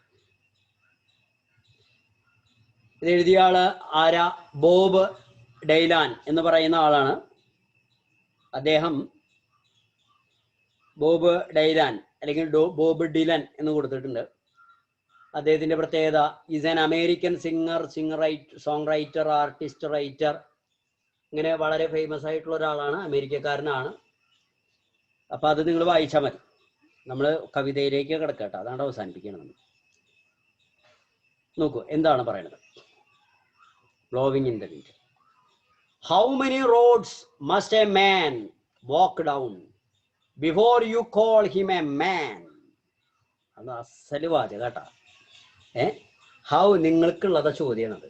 How many seas must a white dove sail before she sleeps the sand. Yes, how many times must the cannon balls fly before they are forever banned. എന്താണ് എന്താ? How many roads must a man walk down before you call him a man? ഞാനൊരു ചോദ്യം ചോദിക്കട്ടെ. നിങ്ങളെ ഒരു മാൻ എന്നിപ്പോ വിളിക്കാൻ പറ്റുമോ? നിങ്ങളെ വിളിക്കാൻ പറ്റില്ല. എന്തുകൊണ്ട് വിളിക്കാൻ പറ്റില്ല?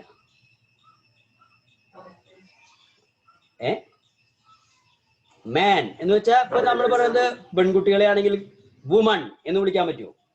ആൺകുട്ടികളെ മാൻ, ഇപ്പൊ നമ്മുടെ ഈ ക്ലാസ്സിൽ ഇരിക്കുന്ന ആൺകുട്ടികളെ മാൻ എന്നും പെൺകുട്ടികളെ വുമൺ എന്നും വിളിക്കാൻ പറ്റുമോ? എന്താ കാരണം? എന്തുകൊണ്ട് വിളിക്കാൻ പറ്റില്ല? എന്തുകൊണ്ട് വിളിക്കാൻ പറ്റില്ല? Are you not a man or woman? 18 വയസ്സായി കഴിഞ്ഞപ്പോ നിങ്ങൾ മാനായി എന്നാ പറയണത്? No no no no no. നിങ്ങൾ മാനാവണമെങ്കിൽ ഇതാ എഴുതി വെച്ചേർക്കുന്നു. ഹൗ മെനി റോഡ്സ്, അതായത് you have to travel very much. നിങ്ങൾ ഒരുപാട് ദൂരം പോവാനുണ്ടെന്നാ പറയണത്. ടു ബിക്കം എ മാൻ എന്ന് വെച്ചാൽ ഉദ്ദേശിക്കണത് എന്താ? എന്നാ പിന്നെ നാളെ തൊട്ട് നടത്താൻ തുടങ്ങില്ല. അങ്ങനെയല്ല. ഇവിടെ റോഡ് എന്ന് പറഞ്ഞാൽ എന്താ സാധനം? നമ്മുടെ ജീവിത എക്സ്പീരിയൻസ് ആണ്. എക്സ്പീരിയൻസ്, നമുക്ക് ഒരുപാട് എക്സ്പീരിയൻസ്, അതായത് നമ്മൾ സ്കൂളിൽ പോയിട്ട് പഠിക്കുന്ന കാര്യങ്ങൾ മാത്രമല്ല, നമ്മുടെ ചുറ്റുപാടുകളിൽ നിന്നൊക്കെ മനസ്സിലാക്കുന്ന കുറെ കാര്യങ്ങൾ, അതിലൂടെ നമ്മൾ ഒരുവിധം കാര്യങ്ങൾ, എന്നാലും എല്ലാതും ഒരാളെ കൊണ്ട് പഠിച്ചു കഴിയില്ല കേട്ടോ, അത് വേറെ കാര്യം. എന്നാലും നമ്മൾ പറയണം ഒരുവിധം കാര്യങ്ങളൊക്കെ വരുമ്പോഴേക്കും കാണുമ്പോഴേക്കും ഒക്കെ മനസ്സിലാവുന്ന അവസ്ഥയിലേക്ക് ഒരാളെത്തും. അപ്പൊ തന്നെ അയാൾ എന്താവുള്ളൂ? മാൻ. അതുകൊണ്ടാണ് നിങ്ങളെ നിന്ന് വിളിക്കുന്നത് ചൈൽഡ് എന്ന് വിളിക്കുന്നത്. നിങ്ങൾ എന്താകുന്നു? ചൈൽഡ് അല്ലേ? നിങ്ങൾ കുട്ടിയാണ്, വെറും കുട്ടി. കേട്ടിട്ടില്ലേ അങ്ങനെ പറയണത്? എന്താ അങ്ങനെ പറയണതിന്റെ അർത്ഥം? നിങ്ങളൊരു കുട്ടിയാണ്, വെറും കുട്ടി എന്ന് വെച്ചാൽ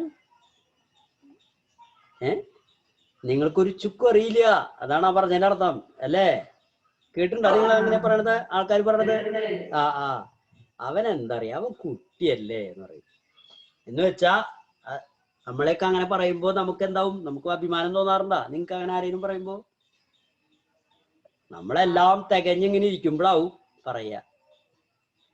അപ്പോ ഇതാണ് how many roads must a man walk down before you call him a man. എത്ര ദൂരം, എത്ര റോഡുകൾ. ഓരോ റോഡും ഓരോ സ്ഥലത്തേക്കുള്ള മാർഗങ്ങളാണ്, അതാണ് റോഡുകൾ എന്ന് പറയുന്നത്. ദൂരം മാത്രമല്ല, ഓരോ കാര്യങ്ങളാണ് ഓരോ കാര്യങ്ങൾ നമ്മൾ അറിയേണ്ടതുണ്ട്. അങ്ങനൊക്കെ അറിയുമ്പോഴാണ് നമ്മൾ അതായിട്ട് മാറുള്ളൂ മാൻ.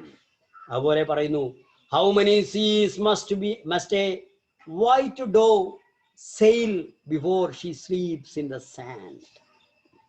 A white dough. എന്താ വൈറ്റ് ഡോവ്? വെള്ളപ്രാവ്. കേട്ടിട്ടുണ്ടോ? വെള്ളപ്രാവിനെ കുറിച്ച് കേട്ടിട്ടുണ്ടോ? വെള്ളപ്രാവ്. എന്താ വെള്ളപ്രാവ്? വെള്ളപ്രാവ് കിടന്നുറങ്ങുന്നത് മണലിലാണെന്നാ പറയുന്നത്. പക്ഷെ ആ വെളുത്ത മണലിലേക്ക് എത്തണം എന്നുണ്ടെങ്കിൽ ഹൗ മെനി സീസ് മസ്റ്റ്, എത്ര കടലുകൾ അവൾ താണ്ടണം, അല്ലെങ്കിൽ അവൾ മുറിച്ച് കിടക്കണം.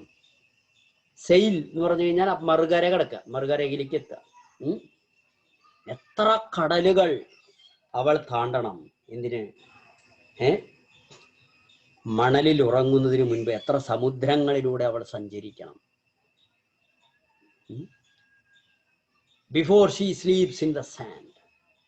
Yes, and how many times must the cannonballs fly before they are forever banned? How many times must the cannonball, cannon എന്ന് പറഞ്ഞു കഴിഞ്ഞാൽ പീരങ്കി എന്ന് പറയും നമ്മൾ. പീരങ്കി ഉണ്ടകൾ, കാനോൺ ബോൾസ്. ബോൾ എന്ന് പറഞ്ഞാൽ പന്ത് എന്നാണ്. പന്ത് എന്ന് പറഞ്ഞാൽ ഇവിടെ പീരങ്കി എന്ന് പറയുന്നത് പന്താണോ ഫുട്ബോളാണോ പീരങ്കിയിൽ വെച്ചിട്ട് വിടുക?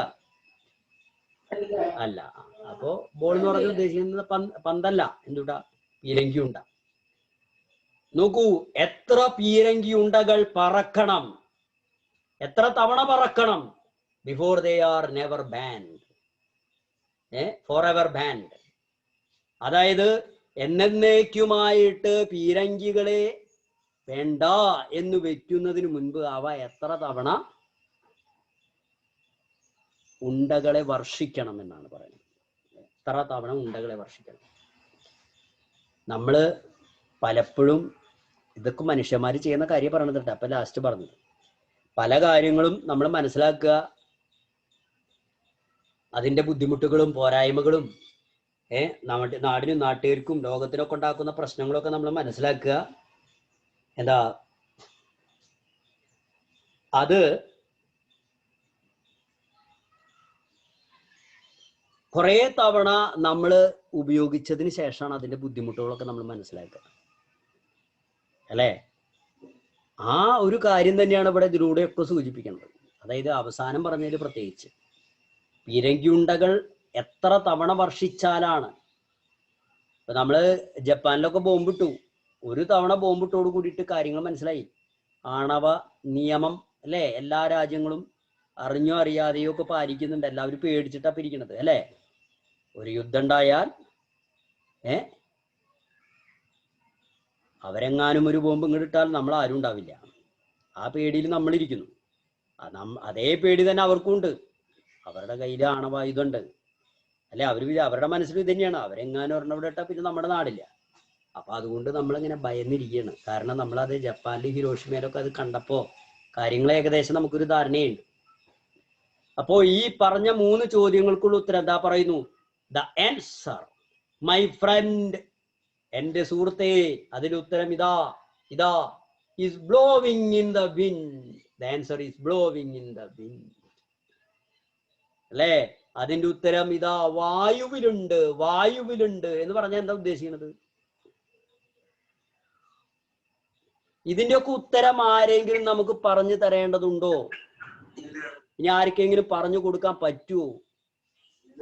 ഇല്ല. അപ്പൊ നമ്മൾ നേരത്തെ പറഞ്ഞു, ഒരു മനുഷ്യനാകുന്നത് എത്ര റോഡുകൾ സഞ്ചരിച്ചാലാണ്. എത്ര റോഡുകൾ? 512 റോഡുകൾ എന്ന് പറഞ്ഞിട്ട് നമുക്ക് ഉത്തരം പറയാൻ പറ്റുമോ? പറ്റില്ല. എന്നാൽ നമുക്കറിയാം, അവനൊരു വിധം കുറെ കാര്യങ്ങളൊക്കെ മനസ്സിലാക്കി, അല്ലെങ്കിൽ കുറെ അനുഭവങ്ങളൊക്കെ കിട്ടി, കുഴപ്പമില്ല. എന്നാലും നമ്മൾ പെർഫെക്റ്റ് ആണെന്ന് പറയാൻ പറ്റില്ല. അതേപോലെ പീരങ്കി ഉണ്ടകൾ എത്ര തവണ വർഷിച്ചാലാണ് പീരങ്കി നിരോധിക്കുക എന്നുള്ളത് നമുക്ക് പറയാൻ സാധിക്കില്ല. പക്ഷേ നമുക്കറിയാം അത് നിർത്തേണ്ടി വരും, അതൊക്കെ അവസാനിപ്പിക്കേണ്ടി വരും. അതൊന്നും അധികമായിട്ട് നമുക്ക് കൊണ്ടുപോകാൻ പറ്റില്ല. മനസ്സിലായോ? അതാണ് അതിന്റെ അർത്ഥം. രണ്ടർത്ഥം. ഇൻ ദ വിൻഡ്, വായുവിലുണ്ട് എന്ന് വെച്ചാൽ നമുക്ക് ചുറ്റും അതിന്റെ ഉത്തരമുണ്ട്. പക്ഷെ ആ ഉത്തരം നമുക്ക് കൃത്യമായിട്ട് പറയാനും സാധിക്കില്ല. അതാണ് അതിൻ്റെ ഒരു അവസ്ഥ. Yes, how many years can A mountain exist before it is washed to the sea? Yes, how many years can some people exist before they are allowed to be free? Yes, and how many times can a man turn his head and pretend that he just doesn't see? The answer, my friend, is blowing in the wind. എന്താണ്? വീണ്ടും ഇതേ same എന്താ പറയുന്നത്? Yes, അതെ. How many years can A mountain exist? എത്ര വർഷങ്ങളാണ് ഒരു മല, ഒരു പർവ്വതം അത് നിലനിൽക്കുക എന്നാ പറയുന്നത്? before it washed to sea. അതായത് എല്ലാ മലകളും പർവ്വതങ്ങളും അവസാനം കടലിൽ ചെന്ന് ചേരുമെന്നാ പറയണത്. നമ്മുടെ കേരളമൊക്കെ ചിലപ്പോൾ 2030 അവസാനിക്കുന്ന പറയണത്. തോന്നുന്നുണ്ട് അങ്ങനെ? കേട്ടിരുന്ന നിങ്ങൾ? അങ്ങനെയാണ് കേട്ടിരുന്ന? ചൈനയിൽ ഒരു വൻപിച്ച വെള്ളപ്പൊക്കം ഉണ്ടായി ഇപ്പോ അടുത്ത കാലത്ത്. നമ്മുടെ നാട്ടിലൊന്നും അല്ലാത്ത വെള്ളപ്പൊക്കം ഉണ്ടായത് ചൈനയിലും ജപ്പാനിലൊക്കെ ഉണ്ടായിന്നാ പറയണത്. ഗംഭീരമായിട്ടുള്ള വെള്ളപ്പൊക്കം. ആ വെള്ളപ്പൊക്കത്തിന്റെ കാരണങ്ങൾ പലത് പറയുന്നുണ്ട്. മേഘവിസ്ഫോടനം, പിന്നെ കാലാവസ്ഥയിലുണ്ടായ വ്യതിയാനം, അതൊക്കെ കൂടാതെ നമ്മൾ നടത്തുന്ന പിന്നെ ഓരോ പരീക്ഷണങ്ങളും നിരീക്ഷണങ്ങളും ഒക്കെ ഉണ്ട്. അപ്പോ ആ വിസ്ഫോടനങ്ങളും വെള്ളപ്പൊക്കത്തിന്റെ ഒക്കെ അടിസ്ഥാനത്തിൽ ചില പ്രവചനങ്ങൾ നടക്കുന്നുണ്ട് എന്നാ പറയണത്. ചിലപ്പോൾ 2030 തന്നെ ലോകത്തിന്റെ കുറച്ച് ഭാഗങ്ങൾ വെള്ളത്തിന്റെ അടിയിലാവാൻ സാധ്യതയുണ്ട്. ഇപ്പൊ നമ്മുടെ തിരുവനന്തപുരത്തും ഭാഗത്തൊക്കെ കടലിങ്ങനെ കയറി കുറെ വീടുകളൊക്കെ പോയി ഇപ്പൊ തന്നെ, അല്ലേ? അപ്പോ 2050 ആകുമ്പോഴേക്കും എന്തായാലും വെള്ളം കയറും എന്നുള്ള കാര്യം ഉറപ്പാണ്. 2050 പോട്ടെ, 2070 ആകുമ്പോഴേക്കും എന്തായാലും വെള്ളം കയറിയാകെ കേരളം ഇല്ലേണ്ടി വരും, സംശയമൊന്നുമില്ല. പിന്നെ ആകെ ഒരു സമാധാനമുള്ളത് എന്താന്ന് വെച്ചാല്, എന്താ സമാധാനം? എന്താ സമാധാനം? എനിക്ക് ആകെ ഒരു സമാധാനം. നമ്മളല്ല, ഞാൻ ഉണ്ടാവില്ല, നിങ്ങളുണ്ടാവും. നിങ്ങളൊക്കെ ഇവിടെ വെള്ളം കയറിയിട്ട് വെള്ളത്തിൽ ഇങ്ങനെ കിടന്നിങ്ങനെ നീന്തിക്കളിയും. കേട്ടില്ലേ? അപ്പോഴേക്കും നമ്മള് വേറെ സംവിധാനങ്ങളൊക്കെ കണ്ടുപിടിക്കും. അങ്ങനെയല്ല നമ്മൾ വിചാരിക്കുക. അപ്പോഴേക്കും നമ്മൾ വേറെ സംവിധാനം കണ്ടുപിടിക്കും കേട്ടാ. കുറച്ച് പേര് ചൊവ്വയിലേക്കൊക്കെ പോവുക അപ്പോഴേക്കും. നോക്കാം, ടിക്കറ്റ് ഒക്കെ ബുക്ക് ചെയ്തോ നോക്ക്. അപ്പോ yes, and how many years can some people exist before they are allowed to be free? അപ്പോ എത്ര ആളുകൾ ഇവിടെ ഉണ്ടാവും? നമ്മളിപ്പോ പറഞ്ഞ കാര്യം അത്. Before they allowed to be free എന്നാ പറയണത്. അതായത് ഒരു എളുപ്പത്തിൽ മനസ്സിലാവാൻ വേണ്ടി പറയാം. ഇപ്പൊ ജയിലിൽ കിടക്കുന്ന ആൾക്കാരെ മുഴുവനും നമ്മൾ എന്താണെന്നാ പറയണത്? സ്വതന്ത്രരാക്കാൻ തീരുമാനിച്ചു. അങ്ങനെ നമ്മൾ തീരുമാനം എടുത്തിട്ടുണ്ട്. അവരെ നമ്മൾ സ്വതന്ത്രരാക്കും, പുറത്തു വിടും എന്നാണെന്ന് നമ്മൾ തീരുമാനിച്ചിട്ടില്ല. അങ്ങനെയാണെങ്കിൽ അവര് സ്വതന്ത്രരാകുമ്പോഴേക്കും എത്ര പേരുണ്ടാവും എന്നാണ് ചോദ്യം. ഇത് ജയിലിൽ കിടക്കുന്ന ആൾക്കാരുടെ കാര്യമല്ല കേട്ടോ അത്. ഇത് ചില ആൾക്കാരുണ്ട് ഇവിടെ. ദേ നോക്കൂ, അവരെ കുറിച്ചിട്ട് അടുത്ത വരിയിൽ പറയുന്നു. How many time can a man turn his head and pretend that he just doesn't see? അതായത് ചില ആൾക്കാരുണ്ട്. എങ്ങനത്തെ ആൾക്കാരാ? എന്ത് കണ്ടാലും കാണാത്ത പോലെ നടക്കുന്ന ആൾക്കാർ. എന്ത് കണ്ടാലും അവരുടെ ഭാവം അതൊന്നും ഞങ്ങൾ കണ്ടില്ലേ, അങ്ങനെ ഉണ്ടായ അങ്ങനത്തെ ചില ആൾക്കാരുണ്ട് നമ്മുടെ നാട്ടില്. നിങ്ങളല്ലാട്ടാ, നിങ്ങൾ എല്ലാം കണ്ട് പ്രതികരിക്കുന്ന ആൾക്കാരാ, അല്ലേ? എന്ത് കണ്ടാലും പ്രതികരിക്കുന്ന ആൾക്കാരല്ലേ? നാട്ടില് ഒരു പ്രശ്നം നടന്നു കഴിഞ്ഞാൽ അപ്പൊ നിങ്ങൾ പ്രതികരിക്കില്ലേ? നന്നായിണ്ട്. അപ്പോ എന്നാൽ ചില ആൾക്കാരുണ്ട്, നമ്മളല്ല, നമ്മളൊക്കെ നല്ല ആൾക്കാര്. ചില ആൾക്കാരുണ്ട്, അവര് എന്ത് കണ്ടാലും കാണാത്ത പോലെ അവരുടെ മുഖം തിരിക്കുന്ന പറഞ്ഞു. How many times can a man? എത്ര ആളുകൾക്ക് അവരുടെ മുഖം തിരിക്കും? എത്ര തവണ അവർ തിരിക്കണം?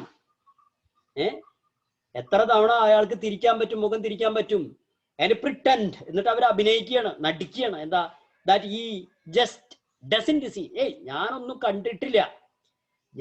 കണ്ടിട്ടില്ല എന്നവർ നടിക്കുകയാണ് നമ്മുടെ മുൻപിൽ. അവർ മുഖം തിരിക്കുകയാണ്. മുഖം തിരിച്ചിട്ട് പറയാ, ഞാൻ കണ്ടില്ലല്ലോ എന്ന് പറയാം.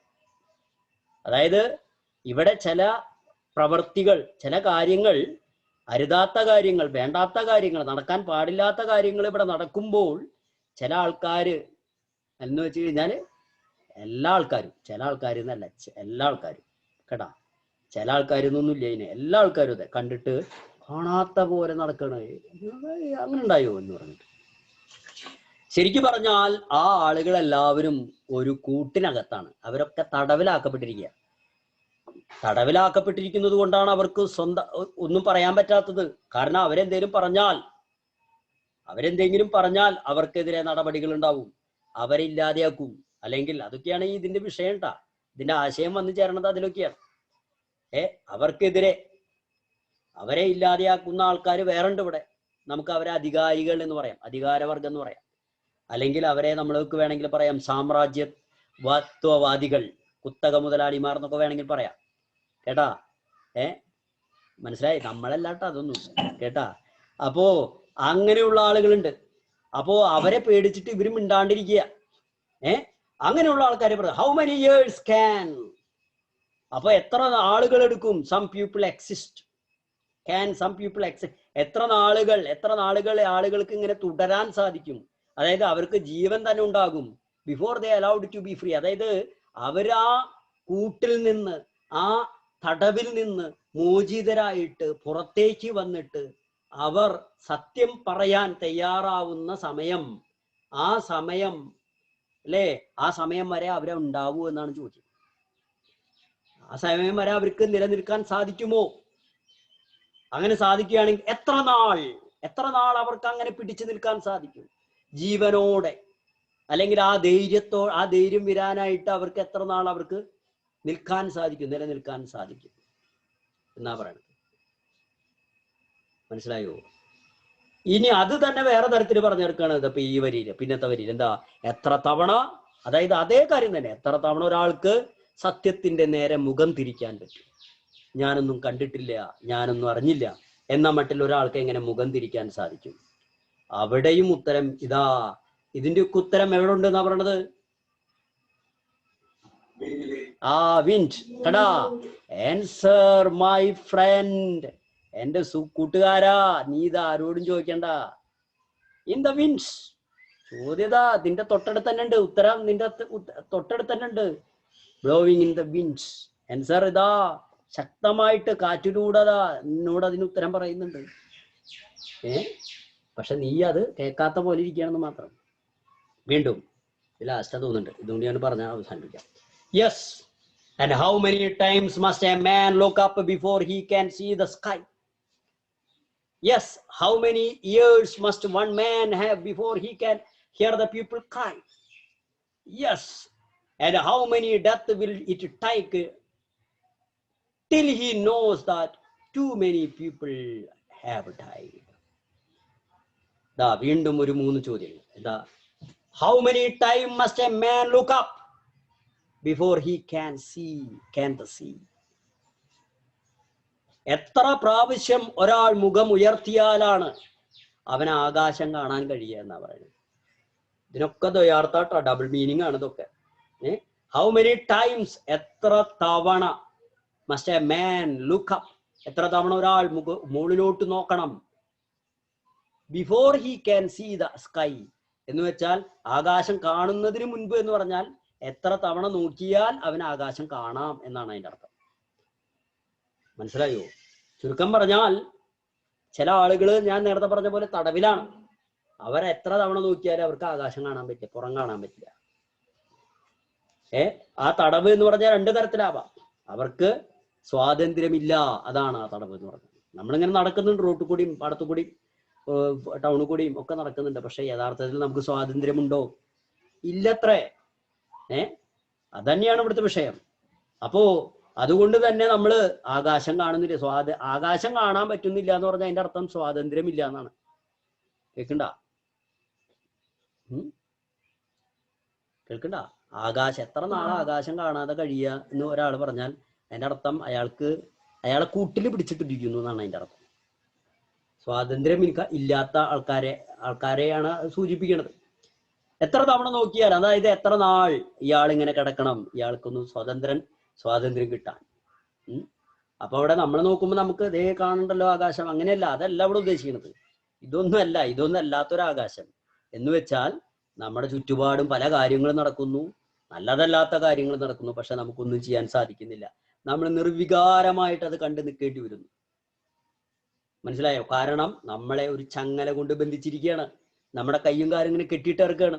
നമുക്കത് ചലിപ്പിക്കാൻ സാധിക്കില്ല. അത് കെട്ടി പൂട്ടിയിട്ടിറക്കുകയാണ്. മനസ്സിലായി? അതാണ് തടവ് എന്ന് പറയുന്നത്. അപ്പോൾ അതാണ് ഇവിടെ ആകാശം കാണാൻ പറ്റാത്ത ആൾക്കാരായിട്ട് നമ്മളെ വിശേഷിപ്പിക്കണം. Yes. And how many years must one man have before he can hear the people cry? കണ്ടാ, പോയിന്റിലേക്ക് എത്താണ്. എത്ര ചെവികൾ വേണം നിങ്ങൾക്ക് ആളുകളുടെ കരച്ചിൽ കേൾക്കാൻ എന്നാണ് പറയുന്നത്. പറയൂ, എത്ര ചെവികൾ വേണം നിങ്ങൾക്ക്? ഒരു ചെവി, 2 ചെവി, 3 ചെവി, എത്ര ചെവി വേണം? അതില്ലേ? എന്നിട്ട് ഇപ്പോ എന്നിട്ട് കരച്ചില് കേൾക്കണ്ട? കേൾക്കണ്ട കരച്ചില്? കരച്ചില് കേൾക്കുമ്പോ എന്താ ചെയ്യാറ് നിങ്ങള്?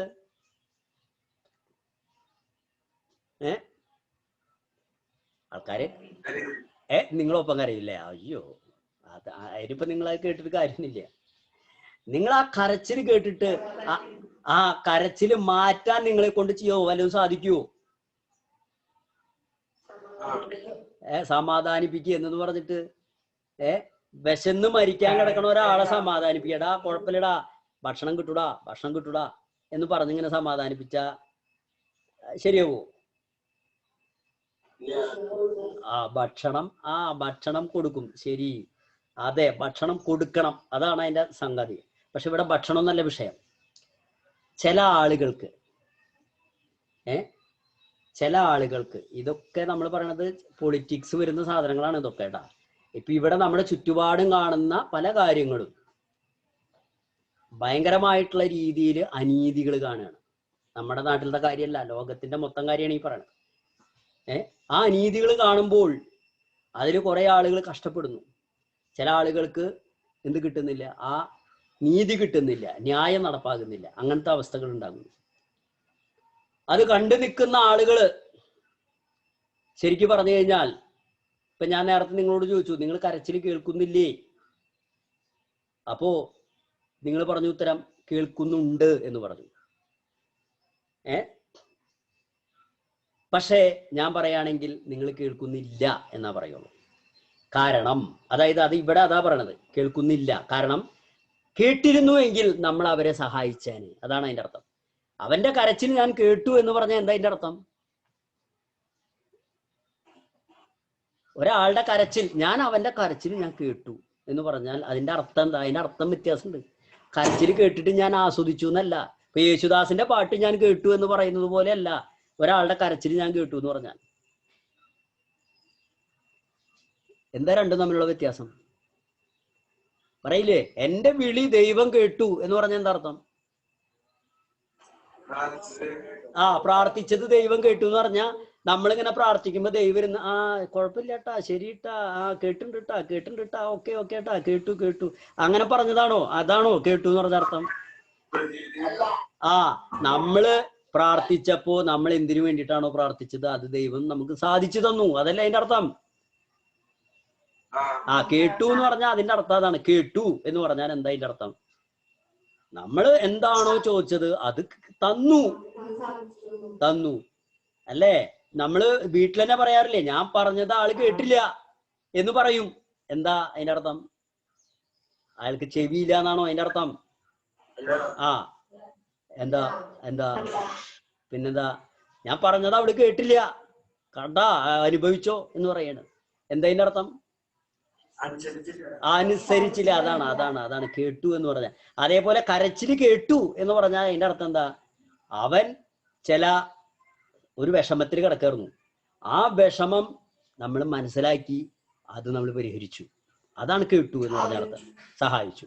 അല്ലാതെ കരച്ചില് കേൾക്കണ്ട, കേക്കുണ്ട് ട്ടാ മാഷേ, കേക്കുണ്ട്, അങ്ങനെയല്ല. കേക്കലല്ല.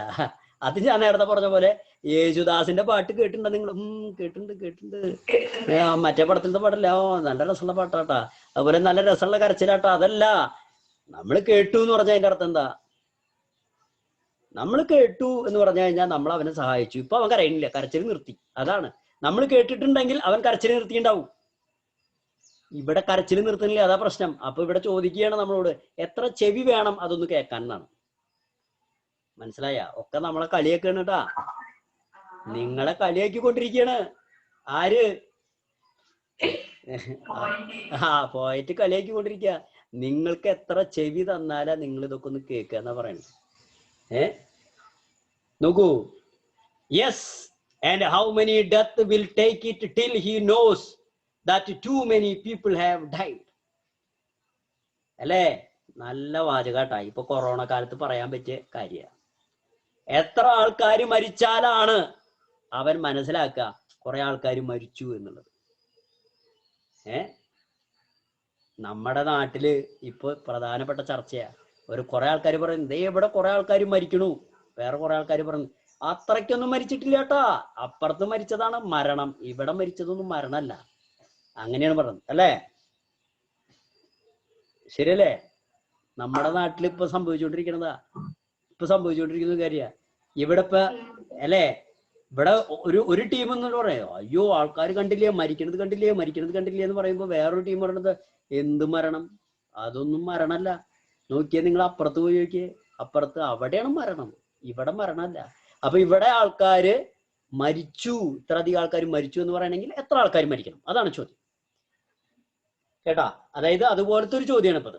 How many death will it take, എത്ര ആളുകൾ മരിക്കപ്പെടണം, ടിൽ ഹി നോസ്, അവൻ അറിയണമെങ്കിൽ, അവന് ആ അറിവ് കിട്ടണമെങ്കിൽ. എന്തറിവ്? കുറെ ആൾക്കാർ മരിച്ചു എന്ന് ഒരുവൻ മനസ്സിലാക്കണമെങ്കിൽ, അവൻ അത് ആത്മാർത്ഥമായിട്ട് പറയണമെങ്കിൽ എത്ര പേര് മരിയണം. അപ്പൊ നമ്മള് ഒന്നാം ലോക മഹായുദ്ധം അതിന്റെ മുന്നത്തെ സ്വന്തം ആൾക്കാർ മരിക്കണം. അതാണ് നല്ലൊരു ഉത്തരവായിട്ടുണ്ട് കേട്ടോ. സ്വന്തം ആൾക്കാർ മരിക്കണം. അപ്പൊ പറയും ഓ ഇവിടെ കുറെ ആൾക്കാർ മരിച്ചു, ശരിയാണ്. അപ്പൊ നമ്മളിപ്പോ ഈ ഞാൻ പറഞ്ഞു വന്ന കാര്യം ഇതാണ്. ഇപ്പോ നമ്മൾ ഹിറ്റ്ലറുടെ കാര്യം, ജൂതന്മാരെ കൊന്ന കാര്യം, മറ്റവരെ കൊന്ന കാര്യമൊക്കെ നമ്മൾ പറയുന്നുണ്ട്, കൂട്ടക്കൊല നടത്തിയ കാര്യമൊക്കെ പറയുന്നുണ്ട്. അപ്പോ അതിലൊക്കെ ആ കാര്യങ്ങളൊക്കെയാണ് ഇവിടുത്തെ വിഷയം. അതൊന്നും എന്താണ്, എന്നാലും അവരെ സപ്പോർട്ട് ചെയ്യുന്ന ആൾക്കാരുണ്ടാവാം, അല്ലെങ്കിൽ കൊലപാതകികളെ സപ്പോർട്ട് ചെയ്യുന്ന ആൾക്കാരുണ്ടാവാം. അപ്പോ അവര് പറയുന്ന അതൊന്നും ഒരു വിഷയമല്ല എന്ന രീതിയിൽ എടുക്കുന്ന ആൾക്കാരുണ്ടാവാം. അപ്പോ അതൊക്കെ എന്താണെന്നാ പറയണത്, അതിനൊക്കെ എതിരെയുള്ള ഒരു വാചകമാണത്. ഇവിടെ അപ്പം മരണം എന്ന് മാത്രമല്ല അതിൽ ഉദ്ദേശിക്കുന്നത്, ബുദ്ധിമുട്ടുകളും കഷ്ടപ്പാടുകളും. ഇതൊന്നും നമ്മുടെ ചുറ്റുപാട് നടക്കുന്നുണ്ടെങ്കിലും നമ്മൾ ആരും അതിനെതിരെ പ്രതികരിക്കുന്നില്ല, കേട്ട ഭാവം നടിക്കുന്നില്ല. അപ്പോ നമ്മളോട് കവി ചോദിക്കുകയാണ്, എത്ര എണ്ണ ആയാലാ നിങ്ങളിത് ഇങ്ങോട്ട് ഒന്ന് പ്രതികരിക്കുക എന്നാണ് ചോദ്യം. അപ്പോ അവിടെ കവി നമ്മളോട് പറയുന്ന ഉത്തരം എന്താ? Answer my front. പറയൂ എന്താ ഉത്തരം? പറഞ്ഞോ. Blowing in the wind. Okay, good bye. അപ്പൊ ഗുഡ് ബൈ ടാ. ഓക്കെ, എല്ലാവർക്കും ഗുഡ് ബൈ.